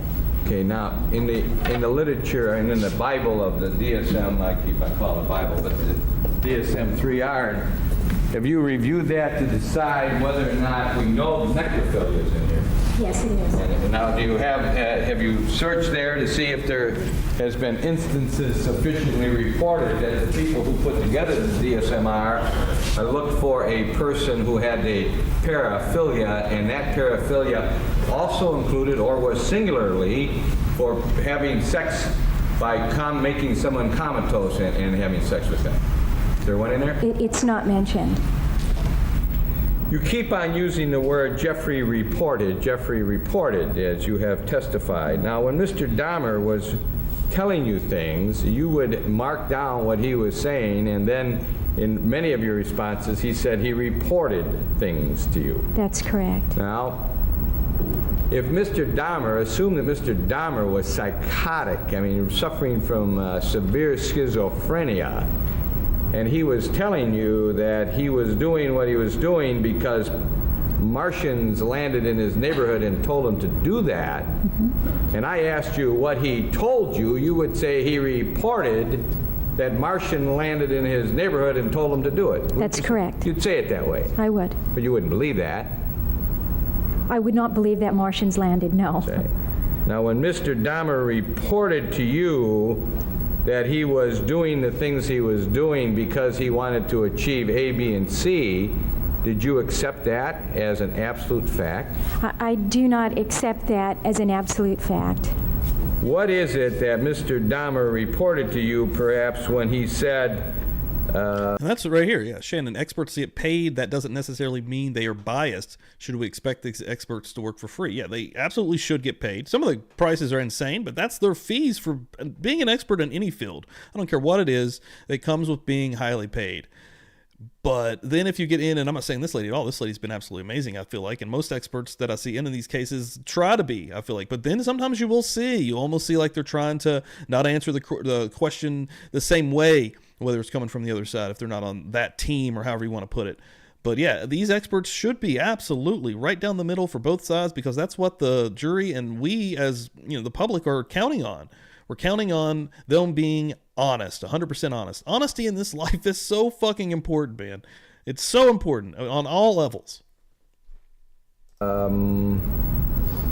I used alcohol to carry out the killing of Mr. Miller because I had run out of sleeping pills and I was afraid that I wouldn't be able to kill him. So I used alcohol in order to commit the act. He reported that. Yeah, they try to put him on the spot as like, well, why are you here today? You're being an expert. How much are you getting paid? Is it, and they usually don't want to give a whole number. Well, is it higher than this number? Is it higher than this number? Is it less than this number? Because they want to let people know this person's making, $1,000 to be here today, or way more than that, or per day, or during this whole thing. Maybe they'll make 10 or 15K that we've learned on some of these. But these people are, again, giving their time that they've studied years to become experts in this, right? Like any expert that you're going to go see in whatever field it is, whether it's psychology, or you're going to see a psychiatrist, or you're going to see a doctor, okay, you're paying a fee for their expertise, all right? The only thing on my side of it that I have, and I'm in no way an expert, but I do video editing. When I do some video editing stuff, it's not going to be for insanely cheap. You know what I mean? That's your time. These experts' time is what's actually being allotted here, right? That's the people that are giving up their real life, right? Whatever their actual job is, and this is their job, granted, but the money on the inside of it shouldn't be attacked publicly like this as to make them look bad. And it does. That's absolutely what happens in a lot of these cases. It's wild. That to you. He did. Does that in any way change your opinion that at that moment in time, because that's what we're talking about, the time of the commission of the offense, he was suffering from the mental disease that you told us? No, and it doesn't. He lacked substantial capacity to conform his conduct to requirements of law? No, he wanted to engage in sexual acts with that corpse, and that is what he had to do to obtain the corpse. So the alcohol reporting was a matter of reporting. Did it alter your opinion that if he had not had alcohol available to him, he would not have killed Mr. Miller? That's true too, Shannon. Yeah, another one. It's tough when the experts contradict each other. Who are we supposed to believe, right? Yeah, that's when you almost have to weigh out what's happening here, because we see that in Murdoch trial. Great example. You had dueling experts who disagreed vastly, hugely, huge margin between them coming together and to find common ground. It's wild. But yeah, I guess in that case it can be confusing, and you kind of have to go with the jury. They're in a tough spot because they have to go by what they're seeing, by the facts. They have to put that all together themselves. We on the outside can kind of do a little bit of extra Googling per se, right? And some of this stuff still comes back to opinion. Even some of the fact-based science comes back to people throwing in their opinion. We see that time and time again, when that really probably shouldn't even be the case. We want real actual data and facts. So yeah, no, to your point, Shannon, that can be very confusing. Possible that he would have killed him. Was he at that time, whether he killed him or not, suffering from a mental disease? Yes, he was. Now, conforming or not conforming to the requirements of law doesn't mean respect for the law, does it? No. Well, I mean, most people conform their behavior because in part they've got a respect for the law. Of course. Okay. So if a person says, I'm not... I put out a poll just real quick last night. Put it on Twitter and on YouTube, and I'm going to end up going back and answer it. But I was doing some editing last night for another channel, and I put in there, what YouTube niche do you think that I was editing for? And I put in like true crime, pro wrestling, lawn care, and... I put in a couple of others too. Obviously, those aren't them. If I can't even think of them right now, right? Yeah. Make sure you're looking at Twitter and the community post, and I'll update that later. I'll just let you know that it's not true crime. It's not pro wrestling. It's lawn care. Yeah, I was doing a lawn care. I work for this dude that has a big lawn care channel, so it's just out there. I thought that'd be really random. Going to do that because that's against the law. That person is conforming to the requirements of law. If a person says, I don't care what the law says, I'm going to do what I want to do, he's not conforming to the law, correct? Correct. Now, if a person has a mental disease and says, I'm not going to Jay knew. conform to the law, that doesn't mean he's not responsible unless his capacity to conform to the law is impaired. Isn't that true? That's correct. And in these instances, it's your testimony that each and every time of these homicides, he had a mental disease. Yes. And the result of that mental disease, that it affected his capacity to conform his conduct to requirements of law. Yes. Substantially. Yes. And that was made to a reasonable degree of psychiatric certainty. I'm not a psychiatrist, so I'd have to say psychological. Certainty. That's correct. Okay, now, let's assume, hypothetically, that Mr. Smith is suffering from necrophilia, that Mr. Smith... Which I do. I've edited tons of wrestling videos as well, so that was a good guess as well. ...wants to kill Mr. Jones, to have sex with Mr. Jones after death. Make that assumption. That he calls Mr. Jones on the phone and invites him over to watch videos. His object is to get Mr. Jones in his apartment, on the assumption I'm giving you, in order to render him dead so he can have sex. Okay? Mr. Jones doesn't come. Is Mr. Smith still suffering from a mental disease? Yes. Is his capacity to conform his conduct to the requirements of law sufficiently impaired in the abstract before Mr. Jones comes to his apartment, if his plan is to kill that man? Yes. The fact that Mr. Jones doesn't show up doesn't mean that the person I'm talking about who wants to do the killing... Yeah, that's literally what I edit for. Have you seen the TikToks of dudes who offer their services for free? I'm sure the dude that I work for, you've seen, honestly, is a big... It just went over 100,000 subscribers on YouTube. Yeah, those dudes are crazy, and they fucking rake it in, bro. I literally have a neighbor that mows my lawn, and he mows, like, the entire neighborhood. I thought about getting a GoPro and literally paying for the film, like maybe another camera so he can set something on a tripod, filming himself going around doing this, him giving me the footage, I edit it, we make a new channel, and then we split the profits. That's how good these channels do, man. Since I started working for this dude, he's went from 30K to 100K in like 6 months. Like, it's crazy. And yeah, that's what he does. He goes by and he's like, hey, would you like me to get your... He gets like a lot of old elderly people that can't mow their yards, or they're just overgrown, and like they'll do it for free. They know on the back end they're going to be raking it in online, and that's the way to do it, baby. Is suddenly... We're in the wrong niche, Jay. Let's just start a lawn care company. ...conforming his conduct to the requirements of law, does it? No. Now Mr. Jones comes. Mr. Jones is someone who he never saw, or he thought he saw, but it's a different Mr. Jones. And that Mr. Jones that comes in is built like me, heavy set, older. And he says, have a drink and go about your business. I don't want you. Does that mean that I forget who I've got as the bad guy, but does that mean that that fella at that time was able to conform his... That dude ain't working on no copyright claims, and I'm telling you, man, he's doing good. He doesn't have a regular job. His job is that, man. He's doing awesome. Conduct to requirements of law? I'm glad I ran into him, actually. Like, again, I have another buddy that works for a massive YouTuber. I'm talking like a 5.5 million channel. Massive motherfucker. Guaranteed you guys see this guy's on your feeds on a regular basis. I don't want to throw random people out there that don't want to be maybe associated with me here because I get a little crazy. But I have a buddy that I literally, he worked at the job I work at. He now left that job. He's one of my biggest motivations for YouTube. And yeah, he works for multiple accounts. But his biggest one, this dude now travels the world with this guy. It's unbelievable. It's amazing, dude. Like, it's out there, man. Person did not meet his specifications in terms of the type of body that he was attracted to. Well, he conformed to the requirements of law.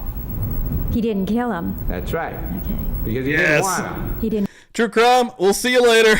want him. But if he wanted them and killed them, in the hypothetical I just asked you, would he have been suffering from a mental disease to the point where he lacked substantial capacity to conform his conduct to requirements of the law because the Oh my object... God, I did. I want Shannon to see that, Jay.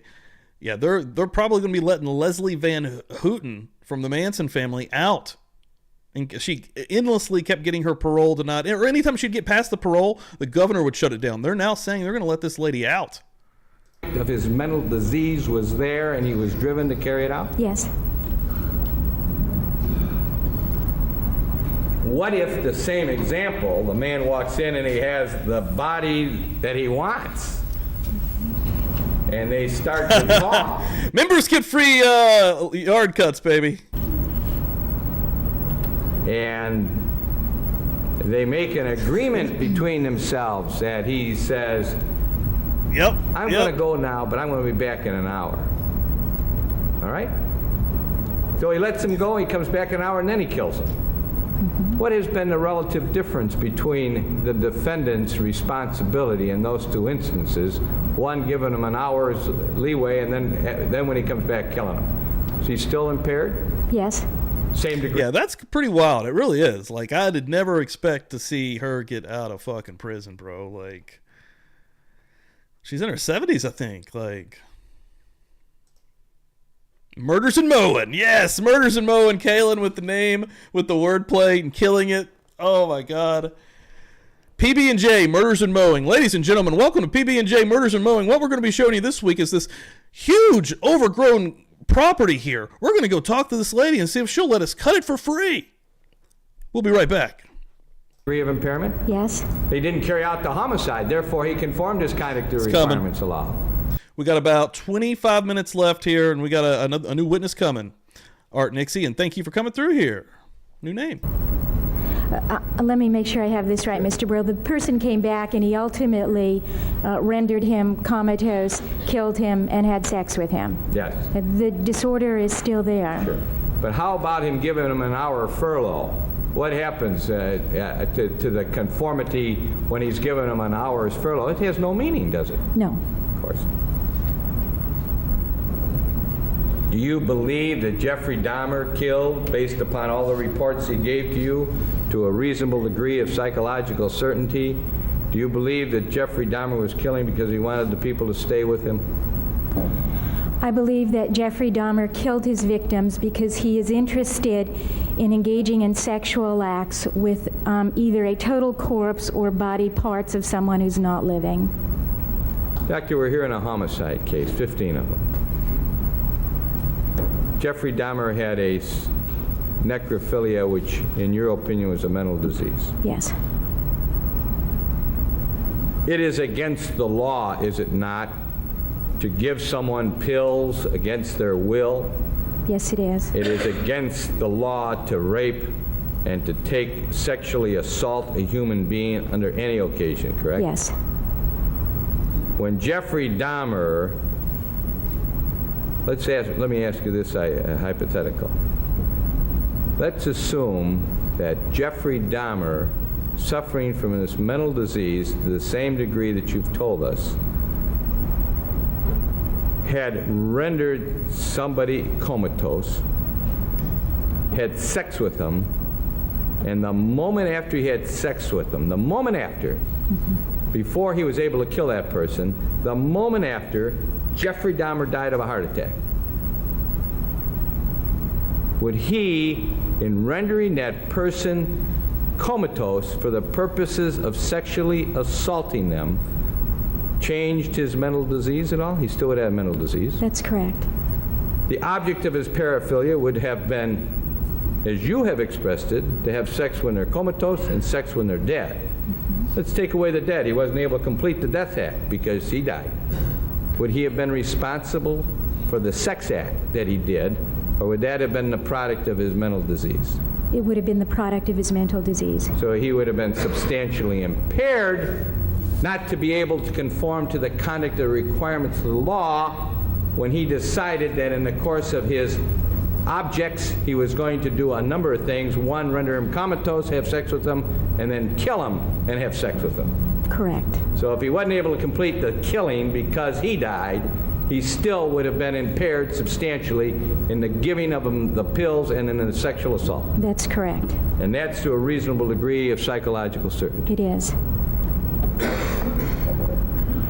At any time, with all the experience you've had in talking to paraphilias, people with severe paraphilic disorders, diseased or not diseased,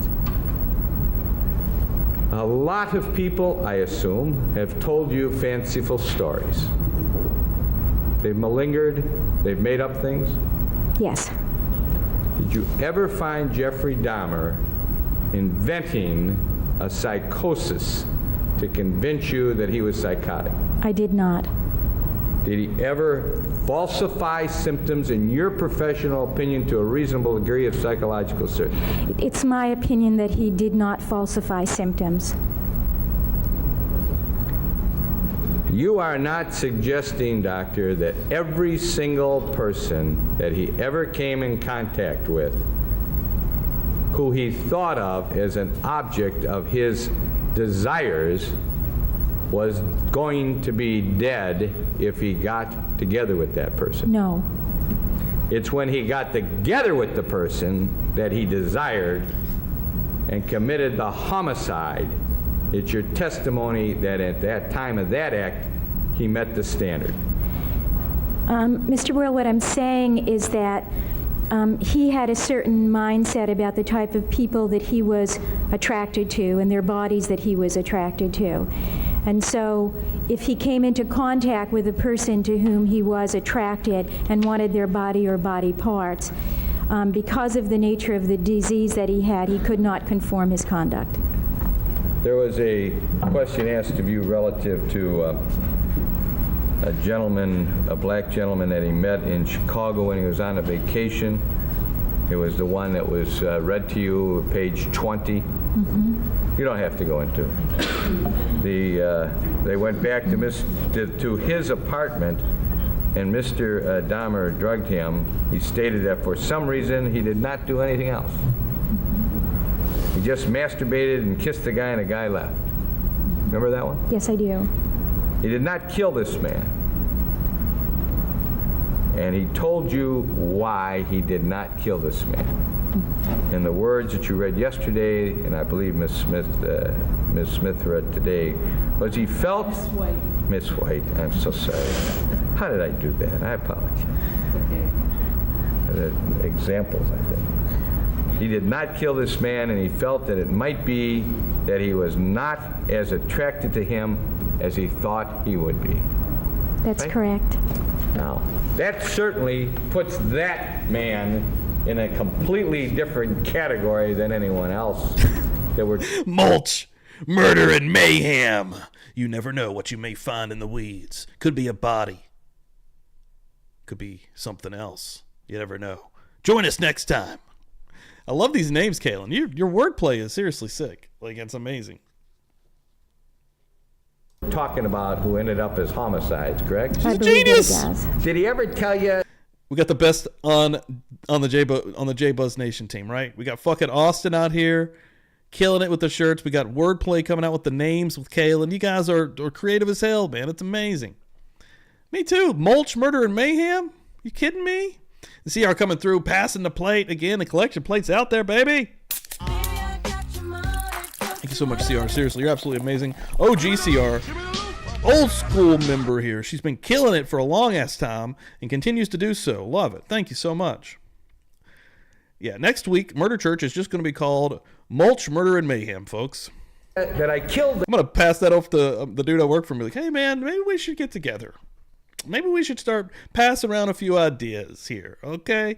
Let's start rolling in some loot, baby. Put me on the lawn care team. Let's see what's going on. I'm going to Florida. He lives in Florida. I'm moving to Florida. We're getting real. The guy, after having sex with him, but I didn't find him attractive, so I killed him anyway. He never told you that. No, he did not. Let me just check this out.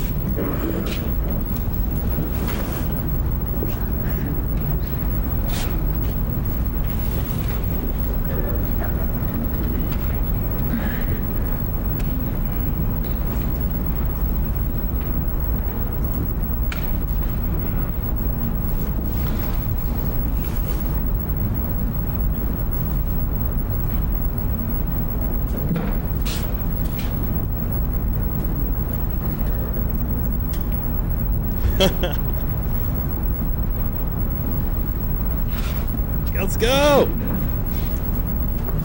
Yes.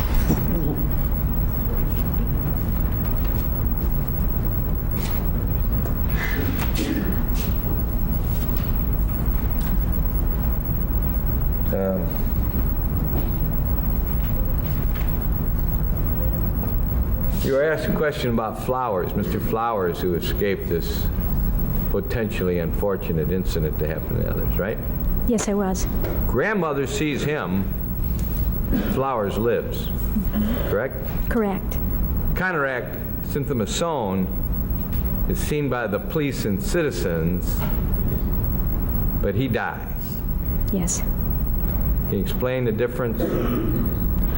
I did not ask Jeffrey Dahmer what the difference was between the two, so Okay, that's fair. Okay. Thanks.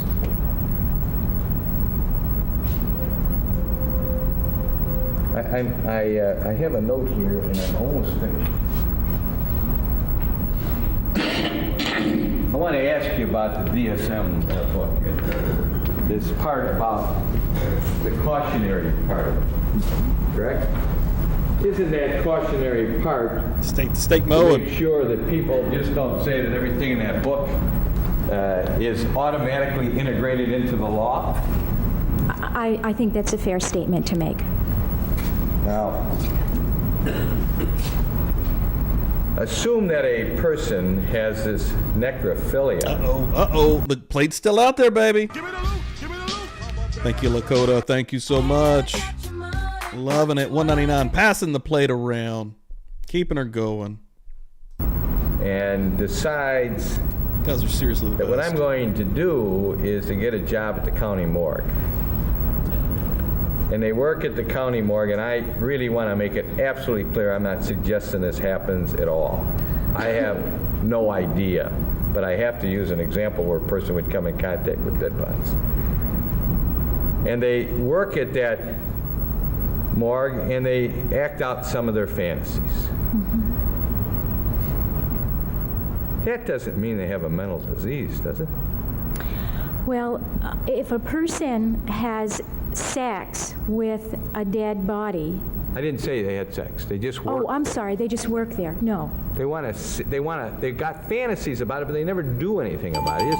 And they're not distressed by these fantasies. Yeah, it's like a person who maybe is pulled to look at centerfolds in magazines, but they really want to do that, but it's something they just do. They still go about their business of working and everything. Let's make the assumption of the person who wants to work in a place where they can see corpses, and they just see them. They don't do anything to them. Okay. That's still a necrophiliac? It's a necrophiliac if the person acts on the urges or is distressed by them. But if it doesn't bother them and they don't touch the bodies there, then that would not meet criteria for diagnosis.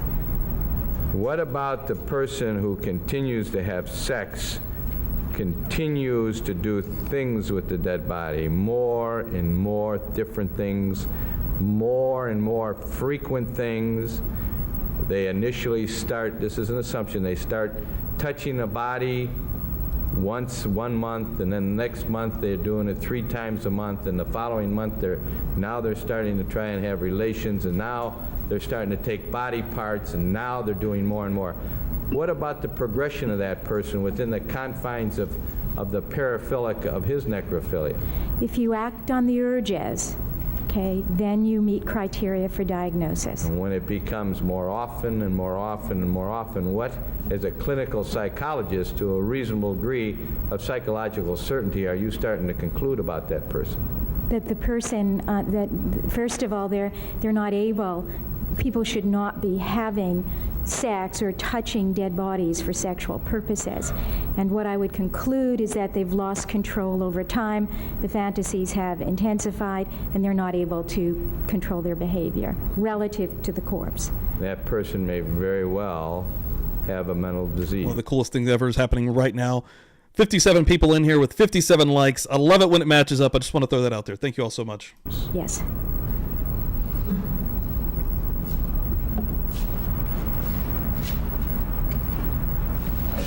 That's it. Thank you, Doctor. Ms. White? Just very briefly.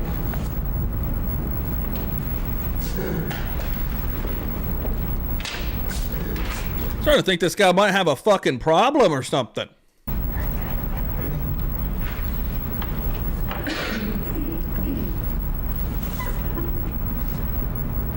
Dr. Becker, Mr. Boyle gave you one hypothetical about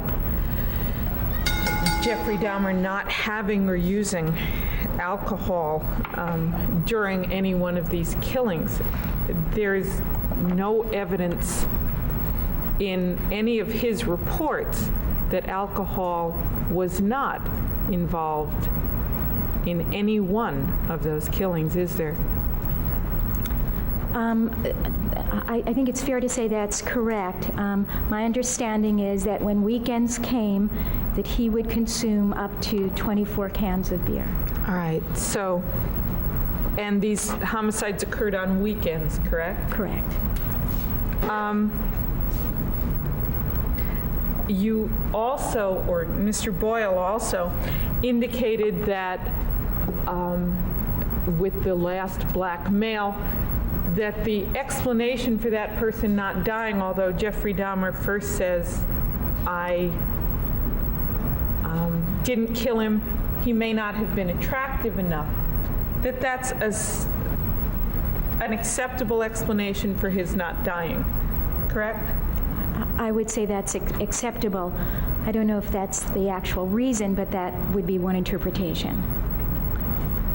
Well, doctor, if that man fits his body type, and it's not that he's unattractive enough, and Jeffrey Dahmer has no other reason, then indeed we have the perfect situation, and he conforms his conduct and doesn't kill, correct? You know, we're talking about a hypothetical where there is a person who he's attracted to and brings him to his home and then does not kill this person. Right. Okay. He's not violated the law in doing that. He's conformed his conduct as to long the as he's not requirements? drugged them or anything else. Okay, he's conformed his, no, he has drugged him. He said he drugged this man. Because we're dealing, are we not, with responsibility for the act of killing here, correct? Correct. Not motivation for killing, correct? You understand there is a distinction between those two, correct? Between why he Motivation decided for to killing. kill and the act of killing. Why he decided to kill and whether or not he's responsible for the act of killing. There are two different things, correct? Correct. And going back to my hypothetical, if he decided to kill because he didn't want a witness, then he's responsible, correct? Well, again, I have to say I don't like hypotheticals because there's a lot of other things that have to be taken into consideration. And I'm much more comfortable, Ms. White, just with dealing, with what he did. Let me go back to the question I asked, and I believe you answered, because Mr. Boyles asked hypotheticals, and I didn't like it when he asked me either, so. I know. I guess that's one of the things that happens. But let me go back, and I believe I'm repeating your answer. If his motivation for extinguishing the human life was to get rid of the witness to the fact that he drugged them and used them sexually, that act he is responsible for, correct? Given that the person was not psychotic.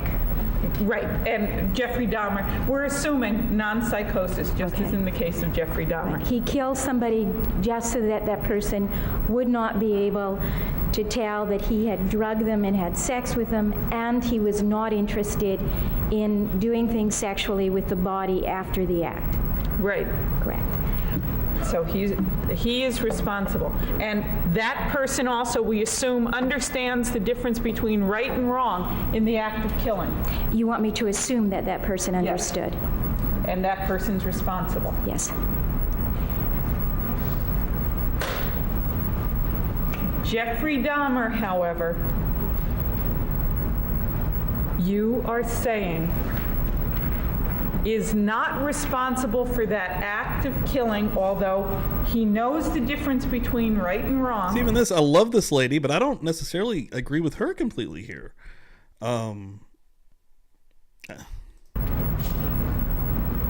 He does not derive pleasure from the act of killing, but because there is something sexual he wishes to do with the dead body afterwards, that makes him non-responsible, correct? Can I can answer that yes or no, but I'd like to be able to explain it. All right, What would you like me to start do? with the yes or no? Okay. The answer is that makes him not responsible. Okay. May I explain it, or? Go ahead. Okay. In my opinion, the nature of the disease that he has is such that the killing has to occur so that he is driven to have sex with a dead corpse or body parts. And to get to that point, the person has to be dead. Okay. A dead corpse or body parts, as long as they are attractive, Very specific. very specific, attractive, Male and young. male, young, don't have cars, because, okay, male, young, don't have cars on a weekend when he's got time. After consuming alcohol. I think you have to answer aloud. Oh, I'm sorry. I'm sorry. So too. Yes, so far to everything Ms. White has said. Okay. Very, very specific. In other words, we know he's not responsible for these 15 deaths because these 15 people died, correct? Do I have to say yes or no to that? I'd like you to. Part of why he is not responsible is because these 15 people died. And indeed, he indicated early on in some of his reports that at least one of them, David Thomas, he killed because he was afraid he'd wake up and be pissed off. He wasn't particularly attracted to him. That was early in his confession, correct? Correct. And you don't believe that, do you? I do not believe all of what Jeffrey Dahmer told me related to why he did what he did.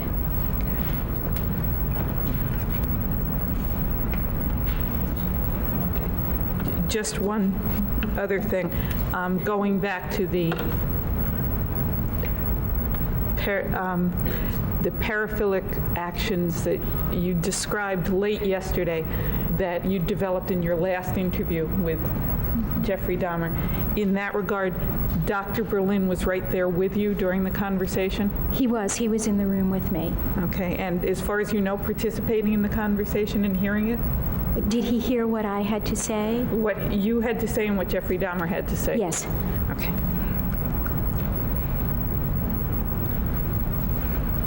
I think that's all.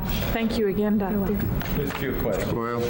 Doctor, it was clear that when I asked you about this drinking episode, it's because it came up in the case of Mr. Miller. I wasn't in any way trying to imply that drinking was just limited to that. It's because you were asked questions about the Miller incident and the stabbing that I raised that question. Objection. She can't comment on his motivation. Well, I want to ask, that was just a foundation to this question. I think it was a short speech. Well, it was. It wasn't a real long speech. It was a short speech, I agree. Apparently, we have a stipulation. It was a short speech. Okay. Doctor, They get rowdy, baby. We'll ring it again.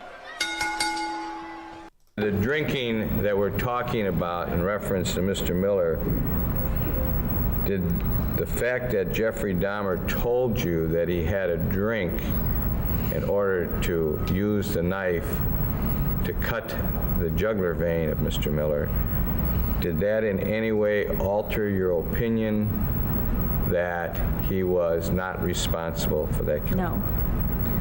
The fact of the absence or the presence of drinking in any of the other homicides, is that a major factor in your decision that he was not mentally responsible. No, even if Mr. Dahmer did not drink, he still would have necrophilia. Mr. Dahmer, you were asked a question by Ms. Law and Order shirts coming soon. White about the homicide. If the homicide did not take place, would he have not been responsible? And your answer was, in part. You made the answer. There was another part. What was the other part you wanted to express? It's my opinion, which I've stated a number of times, is that he has a mental disease, and that is what drives his behavior. Mr. Dahmer reported to you time and time again that he placed these people in a comatose state, correct? Yes. That while in a comatose state, he had sex with them? Yes. Your Honor, I'm going to object. I believe we're beyond the bounds of redirect at this point. I think that my next question will show the reason I had to lay that foundation. Okay, just let me make clear that the scope is limited at this point to the scope of the cross-examination. And I absolutely understand that. I think the next question, first two were foundations to the question that came up in recross. Why, before the act of murder, homicide, did Mr. Dahmer report to you that he put these people in a comatose state? Objection, irrelevant to cross. She opened up the door in her redirect, or recross. Just a minute. I haven't asked for any argument. Yes, that's right. I'll allow the question. Objection's overruled. Why did he tell me that he would put people into a comatose state?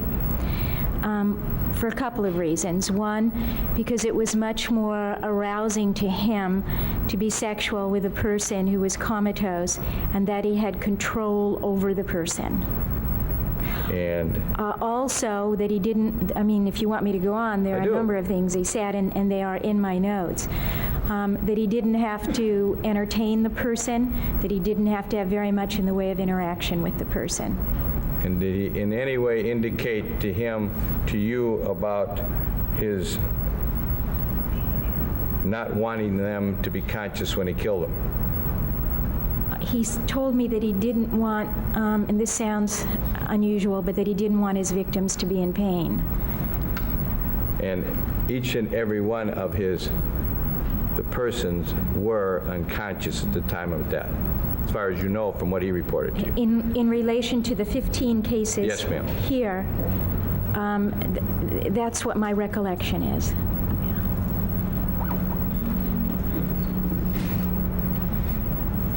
No, Your Honor, thank you. Thank you. You may step down, ma'am. We're going to need more than about 20 minutes. If I can, my next witness is about 10 minutes away. Okay, court's in recess. All right, she was absolutely amazing. We are about to go right into Dr. Carl Wallstrom Jr., forensic psychiatrist, takes the stand. He testified that Dahmer got his greatest sexual stimulation after his victims were dead. Again, he is going to be 3 different parts. He'll probably be the continuation of the rest of Murder Church as well. Again, thank you all for being here. Appreciate the hell out of it. If you're hanging out, you're lurking, hit that like. It really helps us out here, guys. Chat has been absolutely banging. Everybody that's come through, adding to the collection plate. You guys are absolutely amazing. 12 new members here today as well. Getting deep into the 200s now. You guys are, again, absolutely crazy as fuck. Thank y'all so much. Appreciate it. Looking through the chat here just for a second. Oh, I see Leah popping in some beers. Love to see it. Love to see it. Kaylin, you're absolutely insane with the wordplay. Amazing. And yeah, keep your eyes out for a lawn and true crime channel. It's going to be in the works. All right, this next part here is an hour and 15 minutes. I'm going to start her right up, folks. So let's go. Okay, sir, would you raise your right hand? Do you solemnly swear that all the testimony you're about to give in this matter will be the truth, the whole truth, and nothing but the truth, so help you God? I do. Please be seated, sir. Thank you. And then would you state your name and spell your last name, please?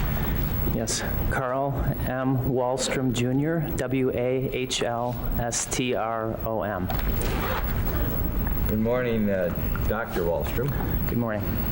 You are a doctor of medicine. That's correct. You will reside where? I reside in Oak Park, Illinois. And where did you go to undergraduate school? I went to the University of Illinois in Chicago. You have in front of you what we call a curriculum vitae, which is a short story of your life and career. That's correct. You can feel free to look at that and help us move this along, okay?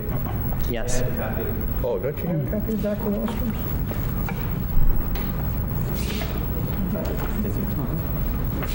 Doctor, you graduated from the University of Illinois, and what years were you there, please? I was there from 1969 through 1974, and then I returned in 1980 to 1981. And what was the reason for the 2 times that you were there? The first time I was there, I studied psychology, and I returned in 1980 to pursue the requirements to study medicine. So you were there in a pre-med basis in 80 and 81? That's correct. You received your undergraduate degree in 1974? Yes, I did. And that was as a degree in psychology? Yes, it was. Did you graduate with any distinctions from the institution? Yes, I did. I graduated with honors in the liberal arts and distinction in psychology. Okay. Subsequent to graduating from undergraduate school, before you went back to go to pre-med, did you go on to further graduate education? Yes, I did. While I was working for the Illinois Department of Mental Health, I pursued graduate courses in counseling psychology. And where was that at? What institution? That was at the Illinois Institute of Technology. And how long were you there for that? I was there for 2 years. You then returned and went to medical school. That's correct. After completing, what, did you have to go back to undergraduate school to get your sciences? Yes. And then when you entered medical school, what medical school did you go to? I entered Rush Medical College in Chicago. Where is that located? Chicago, Illinois. Yeah, but where in Chicago? It's just west of the downtown area in the what's called the Medical Center Complex. Is that where Cook County Medical? Cook County and University of Illinois Medical Hospital. Tell us what kind of a school Rush Medical College is, please. What kind of an institution is it? It's a private hospital and medical college. It's not for profit. So the medical school is part of the hospital also? Yes. What is the hospital called? Rush Presbyterian St. Luke's Medical Center. Now, how does it get to be Rush Presbyterian St. Luke's Medical Center? Was there a merger? There's a long history of mergers. I think the institution dates back 150 years, and there have been a number of mergers, yes. How about the medical college, Rush Medical College? How long has that been in existence? Greater than 100 years. And what type, how large of a medical college is it? The medical school class in each year is approximately 100 to 120 students. So it's quite a large medical school. Yes. Mm-hmm. When did you go to school there? Ooh, hold on. I see something hanging out in there. Austin Rains coming through. Getting that plate going again, baby. Thank you so much. So you can see it there. $1.99. Thank you very much. Boom. Oh. You guys have been very good today, very special. I'm going to give you guys some extra bells, some extra church bells.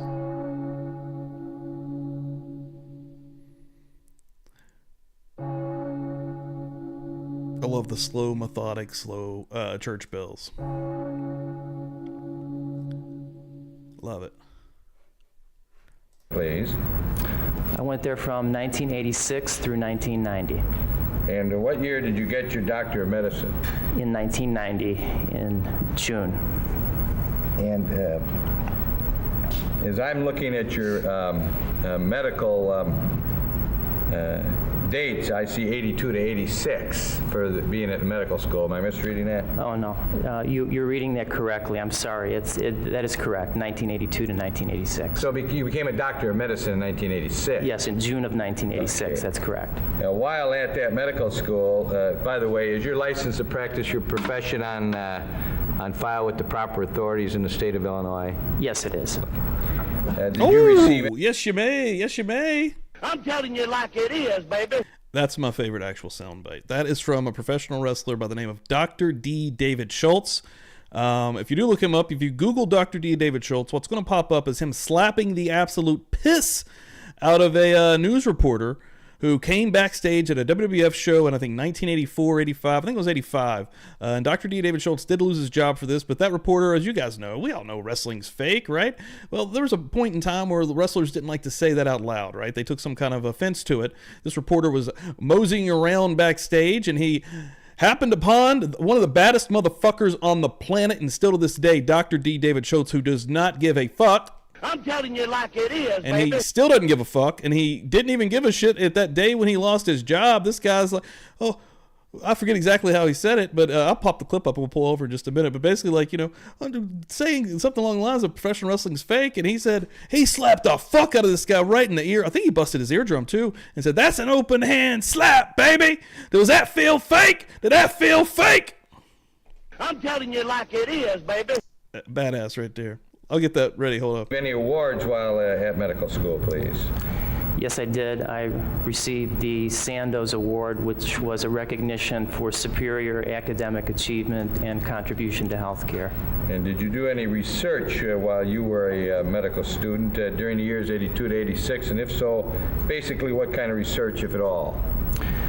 I was involved in clinical research projects where patients would come in and... I'm just going to show you guys this. It's on YouTube. Should be all good. I think the whole thing's... Fake violence in the wrestling ring led to this. Okay. I want to make sure it's actually good. But this is Dr. D. David Schultz. That's the man's voice that you're hearing when I play that. I just want to make sure that this is the audio is going to be right. It's not. So here. This is, again, a news report. Is wrestling fake? Led to this real life brutality. I think this is fake. You think it's fake? What's that? Is that fake? Huh? What the hell's wrong with you? That's open hand slap, huh? You think it's fake? You come huh? What do you mean? Fake. He took great offense for professional wrestling being called fake. Now, anybody that's not a professional wrestling fan, I get it, I understand. But yeah, that's what you're hearing there. I'm telling you like it is, baby. I'm telling it like it is, baby. And if we ever cover an incel, he has the greatest line ever. And it's going to be good when that day comes. I'm just going to say that. I'm just going to say it. I wanted a woman, baby.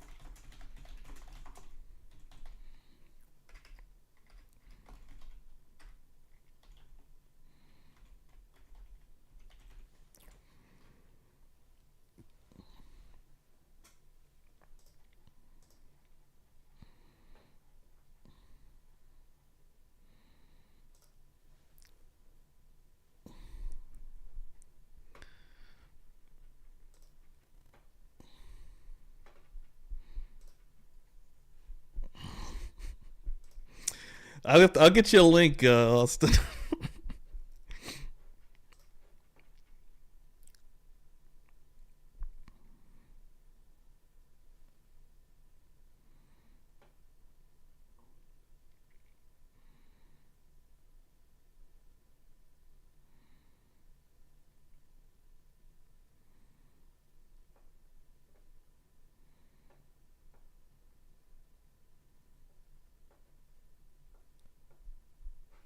Oh, shit. My bad. Hold on. My bad.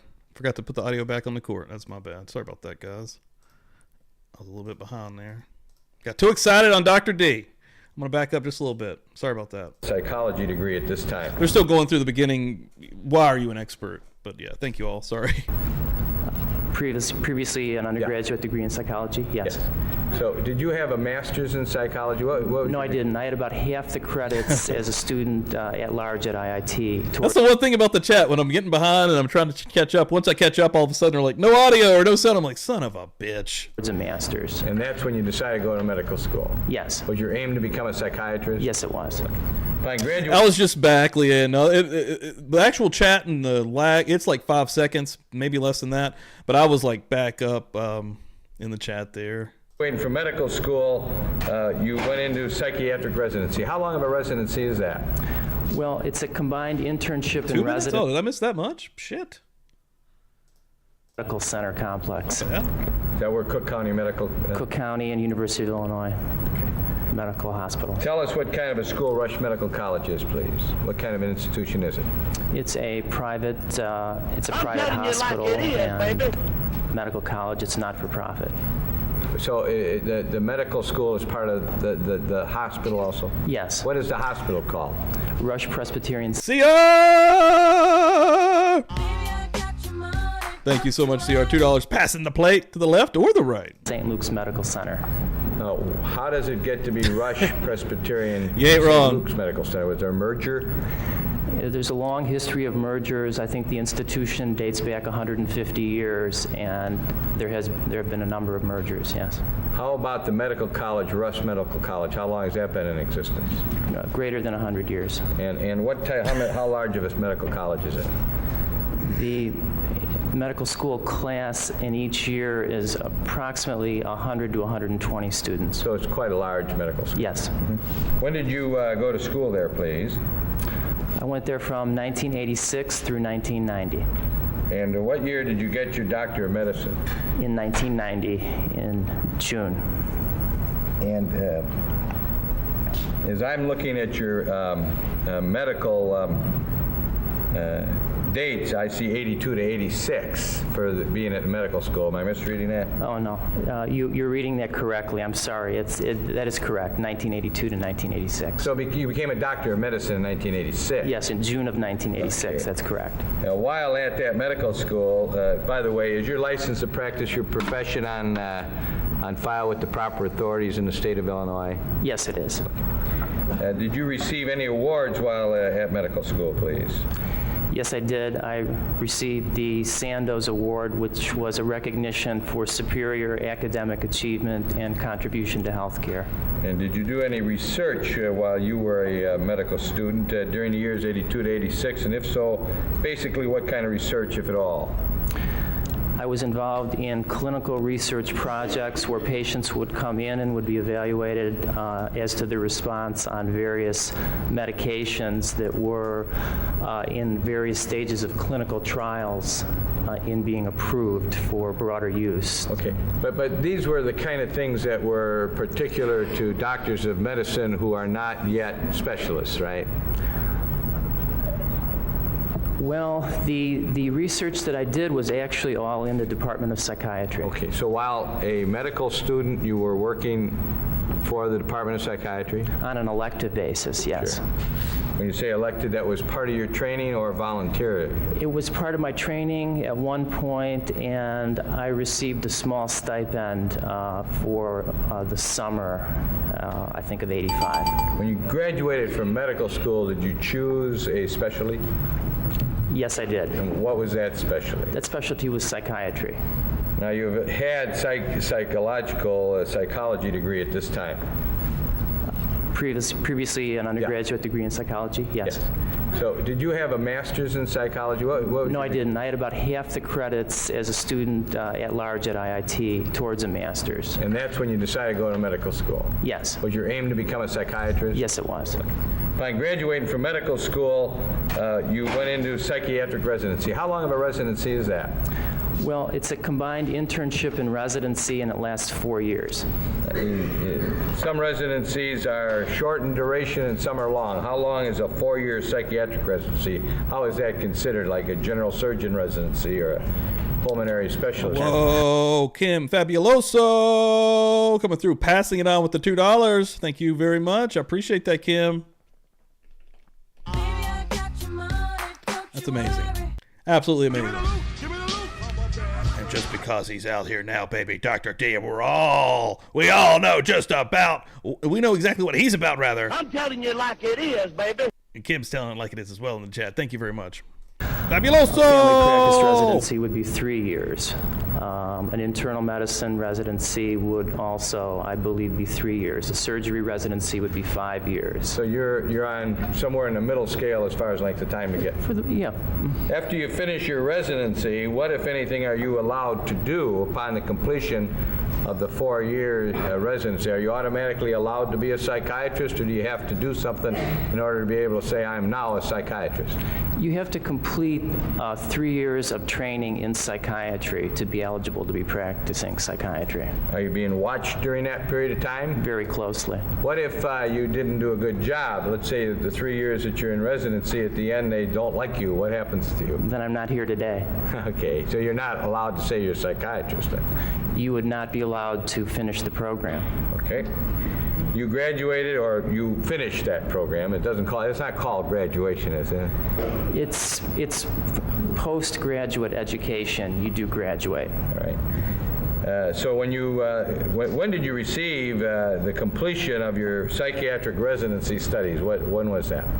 That was in June of 1990. So basically, you're almost going on a second anniversary of you being able to say you're a psychiatrist. Yes, although I finished 3 years of training in January of 1990, so it's actually been a little over 2 years that I finished at minimum requirement. Where did you take your residency at? The residency was at the Rush Presbyterian St. Luke's Medical Center Department of Psychiatry. When you were a senior, did you have the ability to choose electives? And I'm talking about electives within the field of psychiatry? Yes, you are. And when you say senior electives, is that in your last year of residency? Yes, it is. So your senior year of residency? Yes. Your 4th year? Yes. What did you choose? I chose research methods, I chose medical student teaching, and I chose forensic psychiatry. What research methods were you studying? Studying the basic statistical foundations for research, experimental design, and going through some research that had been done and what methods were followed, and examining those methods. For what area of psychiatry? General psychiatry?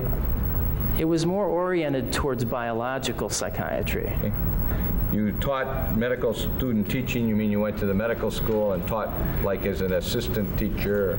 The medical students are required to take a 6-week rotation on the floors in general psychiatry, and they are supervised very closely as far as their education goes. I both monitored their following of patients, interviewing of patients, and instructing them in didactic material relevant to what they were trying to learn. You also took a senior elective, and when you say a senior elective, is that an elective that you take for the whole year of study? Or is that... You may or may not. Okay.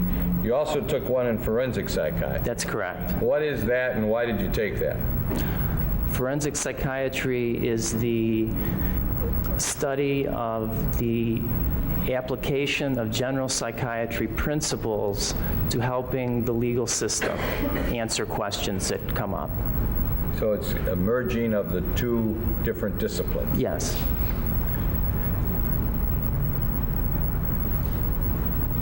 Tell us the activities while you were in your psychiatric residency that you became involved in that might be helpful to let this jury know about you as a person about to testify. Well, the activities involved intensive training on the inpatient hospital units in psychiatry, so evaluating and treating more seriously ill mental patients that are requiring hospitalization. studying internal medicine, so there's a basic medical foundation and a basic medical knowledge of illness. Studying neurology, so there is an understanding of the neurological sciences and an ability to recognize what is a neurological, at least on a general level, versus a psychiatric illness. I worked in the consult liaison service, and what that is that's the service where psychiatrists go to other parts of the hospital. So sometimes someone undergoing surgery is having something that's thought to be a psychiatric difficulty, or someone in medicine is having some kind of mental problem or adjustment disorder, and you learn how to evaluate those kind of patients and assist the staff in managing them. Did you spend any time doing any outpatient psychiatric work? Yes, I spent 2 years of outpatient psychiatric work. While you were in your residency? That's correct. What does that mean, you spent that? Is that part of the program? That's built into the program, that you both work with inpatients and outpatients. And what did you do relative to any investigation work and any treatment research matters in the institution? There were a number of investigational drugs. That is, there are several phases of investigation that the FDA requires before any new drug goes onto the market. And in major medical centers where they are studying those drugs to see whether they are safe and whether they are effective and whether they offer some additional benefit in treating illnesses, psychiatric illnesses. And I was involved as a co-investigator on several studies there. Doctor, while you were a student at Rush Presbyterian Hospital Medical Complex doing your studying in psychiatry, how many other people like you, male or females, were also studying psychiatry? How many people were in that program, the residency program? There were 20 in that program. 20 in all 3 years or in each year? In the 4 years. So there were 5. The range was 7 to, I think 1 year had 4. So someone had gone into a child fellowship a year early. So approximately 5 though per year. Now, while you were there, did you receive any achievements relative to a view of your intellectual abilities by a recognition of how you did in exams? Yes, I did. I was acknowledged personally by the residency director for having the highest score on a national exam in the program itself for 2 years in a row. In my 3rd year in psychiatry, I was at the 99th percentile in general psychiatry nationwide. So there's an exam that's given to everybody who's in the field of studying psychiatry. You know, I'm the one that forces you to answer these, so don't be modest. Everybody in the nation takes an examination, and you had the highest score in the nation? I was in the 99th percentile, which means there's 1 percentile that is higher, or that is the top 1 percentile. Okay, thank you. Now, after graduating from undergraduate school and after receiving your graduate recognition in the field of psychiatry, what postgraduate education did you pursue subsequent to that? I pursued a postgraduate training fellowship in forensic psychiatry. And that was one that started upon your graduation from, from the recognition that you've completed your residency program? That's correct. And how long did that postgraduate education fellowship continue? That was a 1-year fellowship. And is that a normal span of time for that kind of fellowship? Yes, it is. And what field was it in psychiatry? That's in forensic psychiatry, which is a subspecialty of general psychiatry. And that went from July of 90 to July of 91? That's correct. Who did you study under that fellowship? Was there anybody in particular? Yeah, there were 3 forensic psychiatrists that I trained under. Dr. James Cavanaugh was the head of the program. Dr. John Kelly, Dr. Katie Bush, and Those were the 3 that primarily gave me training in the year. Within the field of psychiatry, within the field of forensic psychiatry, these are well-known people, well-respected? They're all very well respected. What activities during this postgraduate education, what activities did you participate in that might be relevant to the issues that are before this court and jury? Okay, I participated in various activities related to the interface between psychiatry and the law. There is a center there. Let me just interrupt there. What is this? That's what forensic means, isn't it? The interfacing of psychiatry and the law. As far as it relates to forensic psychiatry, that's true. Tell us what that means. I mean, we know psychiatrists do their things, and some are called forensic psychiatrists. What is the interfacing? Where is that necessary? So that you understand the legal process and apply psychiatric processes to the legal process? That's correct, and it's getting in. There are many types of questions that can be asked, and focusing in on what is known about that and what the standard good workups are for that kind of process. How to go about working up someone that is having the insanity defense, or someone who's unfit to stand trial, or maybe are they fit to waive Miranda rights? Is this Miranda rights mean are they fit to waive the right to waive their constitutional right? That's correct. How about a person where the question is this person can make a will? That's a section of civil forensic psychiatry, and that is also part of it. That's another form of competency. Can someone make a will? So what the forensic psychiatrist then learns is what it takes to be able to make a will, and as a psychiatrist, what I would look at to be able to answer the questions of whether this person was able to make a will or not to make a will. That's correct. And that's what the interfacing means. Yes.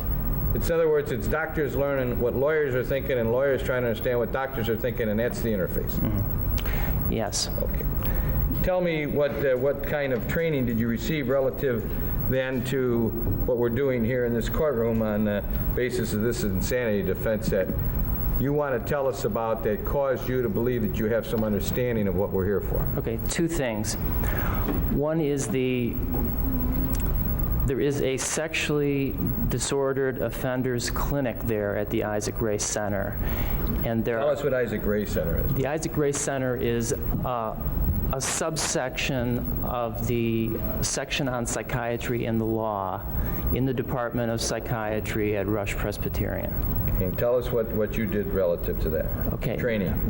Part of my training was to work with sexually disordered individuals, primarily, essentially paraphilias.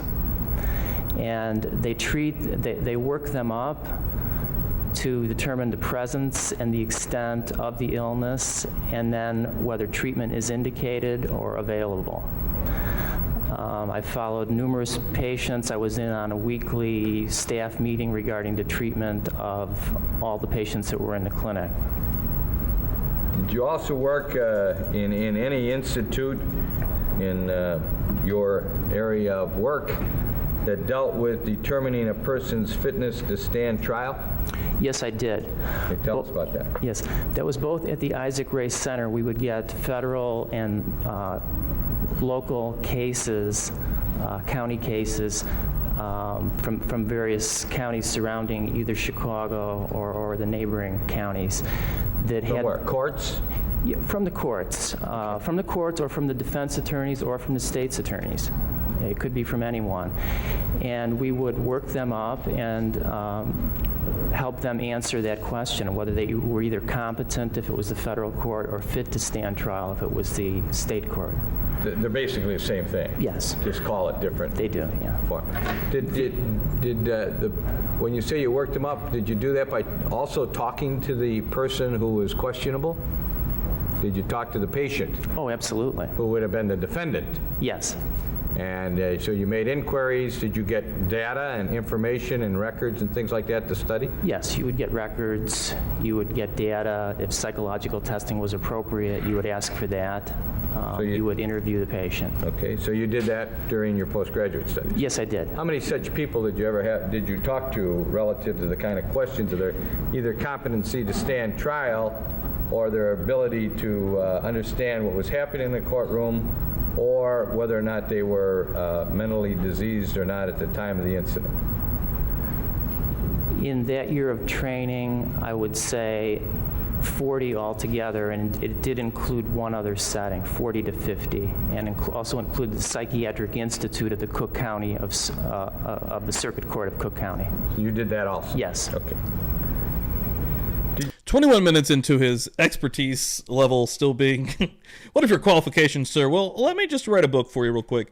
I do understand why they have to do this, but I mean, come on, show us the paperwork. Meg Z said it. She said it best. They have to do this to let folks know, you know, at the end of the day, why are you qualified? Why are you here? Here's a long list of reasons why you should listen to me and take this into account. I understand it, but dear God, let's go. Did you do any teaching during this time at any institutions of higher learning that are classified as law school? Yes, I did. Where and what did you teach? That was at the DePaul Law School. I was invited as a guest lecturer in the field of correctional psychiatry. Did you teach psychiatric residents and medical students anything relative to this area that you've been talking about here as it relates to the insanity defense? I taught them regarding the fitness issues during that year of training. Fitness? Fitness, not insanity, but fitness. Fitness to stand trial? Yes. Okay. Now, there is a thing called board-certified psychiatrists. Are you familiar with the term? Yes, I am. Are you board-certified? Uh-oh. Austin Rain's coming through with the 199.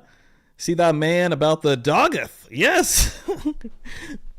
PB Palms. I like that whole thing. 420. Holy shit. Again with the wordplay out here. Bam. Thank you so much. Give me the loot. Give me the loot. Boom. Into the collection plate. Thank you so much, Austin. Yeah. Anybody that needs to see a man about a dog, if you don't know what that means here, it means a little something extra, a little something on the side, as you can also see in the chat here. Very 420 friendly channel. So, no, I'm not. And have you? Why are you not board certified? Well, I haven't had the opportunity to take the second part of the test.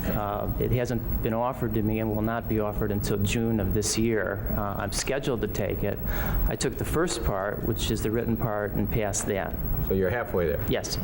Are you on track? I mean, you are not an older psychiatrist, you are a younger psychiatrist. Are you on track now to take that board certification test? I've never missed an opportunity to take the test. I've taken them as soon as possible. So you're doing it as you can? Yes.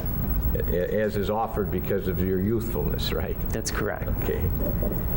What is your, have you had occasion to speak to any groups concerning your field of psychiatry, reference anything that would be relative to what we're talking about here in this court? At the law school or wherever? That would be at the law school, and that would be in the area of correctional psychiatry, would be most specifically relating to what we're talking to today. Doctor, tell us your memberships, please. I have membership in the American Psychiatric Association, the Illinois Psychiatric Association, the Mental Health Association of Greater Chicago, the American Academy of Psychiatry and the Law, and the local Midwest chapter of the American Academy of Psychiatry and the Law. Tell us your hospital staff appointments, please. I am an adjunct attending in the Department of Psychiatry at Rush Presbyterian St. Luke's Medical Center. What does an adjunct attending mean? That means that I'm allowed to admit, work up, follow, and discharge patients in the Department of Psychiatry. And what academic appointments do you have? I'm an instructor in psychiatry in the Department of Psychiatry at Rush Presbyterian. Doctor, have you worked in any prison settings for any correctional institution that has anything to do with mentally ill persons? Yes, I have. And tell us about that, please. I've worked for 3 years in a maximum security institution in Illinois as a psychiatrist. In doing what? In treating, evaluating mentally disordered, violent or nonviolent offenders. Have you participated in any workshops put on by the federal government within your specialty? Yes, I have. Tell us what that was. I was a participant in a program that the Secret Service put on in the Chicago area that was looking at how can we best interview and evaluate someone we think is mentally ill and threatening the president's life. Have you ever been asked to do anything reference to the American Academy of Psychiatry and the law of that organization? Are you currently doing anything on their behalf? Well, in general, they've asked me to participate Why did that start echoing? Anybody else hear an echo? in workshops and to write papers as is appropriate. The other thing, the Midwest chapter, which covers the Midwest states, has asked me to be the program director. Let me know if you hear an echo on there. I just want to know if that's on my side or what happened. It literally just for the next year's Midwest conference. You doing any present research? Yes, I am. What kind of research? I'm working in sex offender or disorder research, specifically looking at the outcome of patients with paraphilias, sexual disorders, that we have given a drug that lowers the sex hormone testosterone to see what the outcome of that is. Doctor,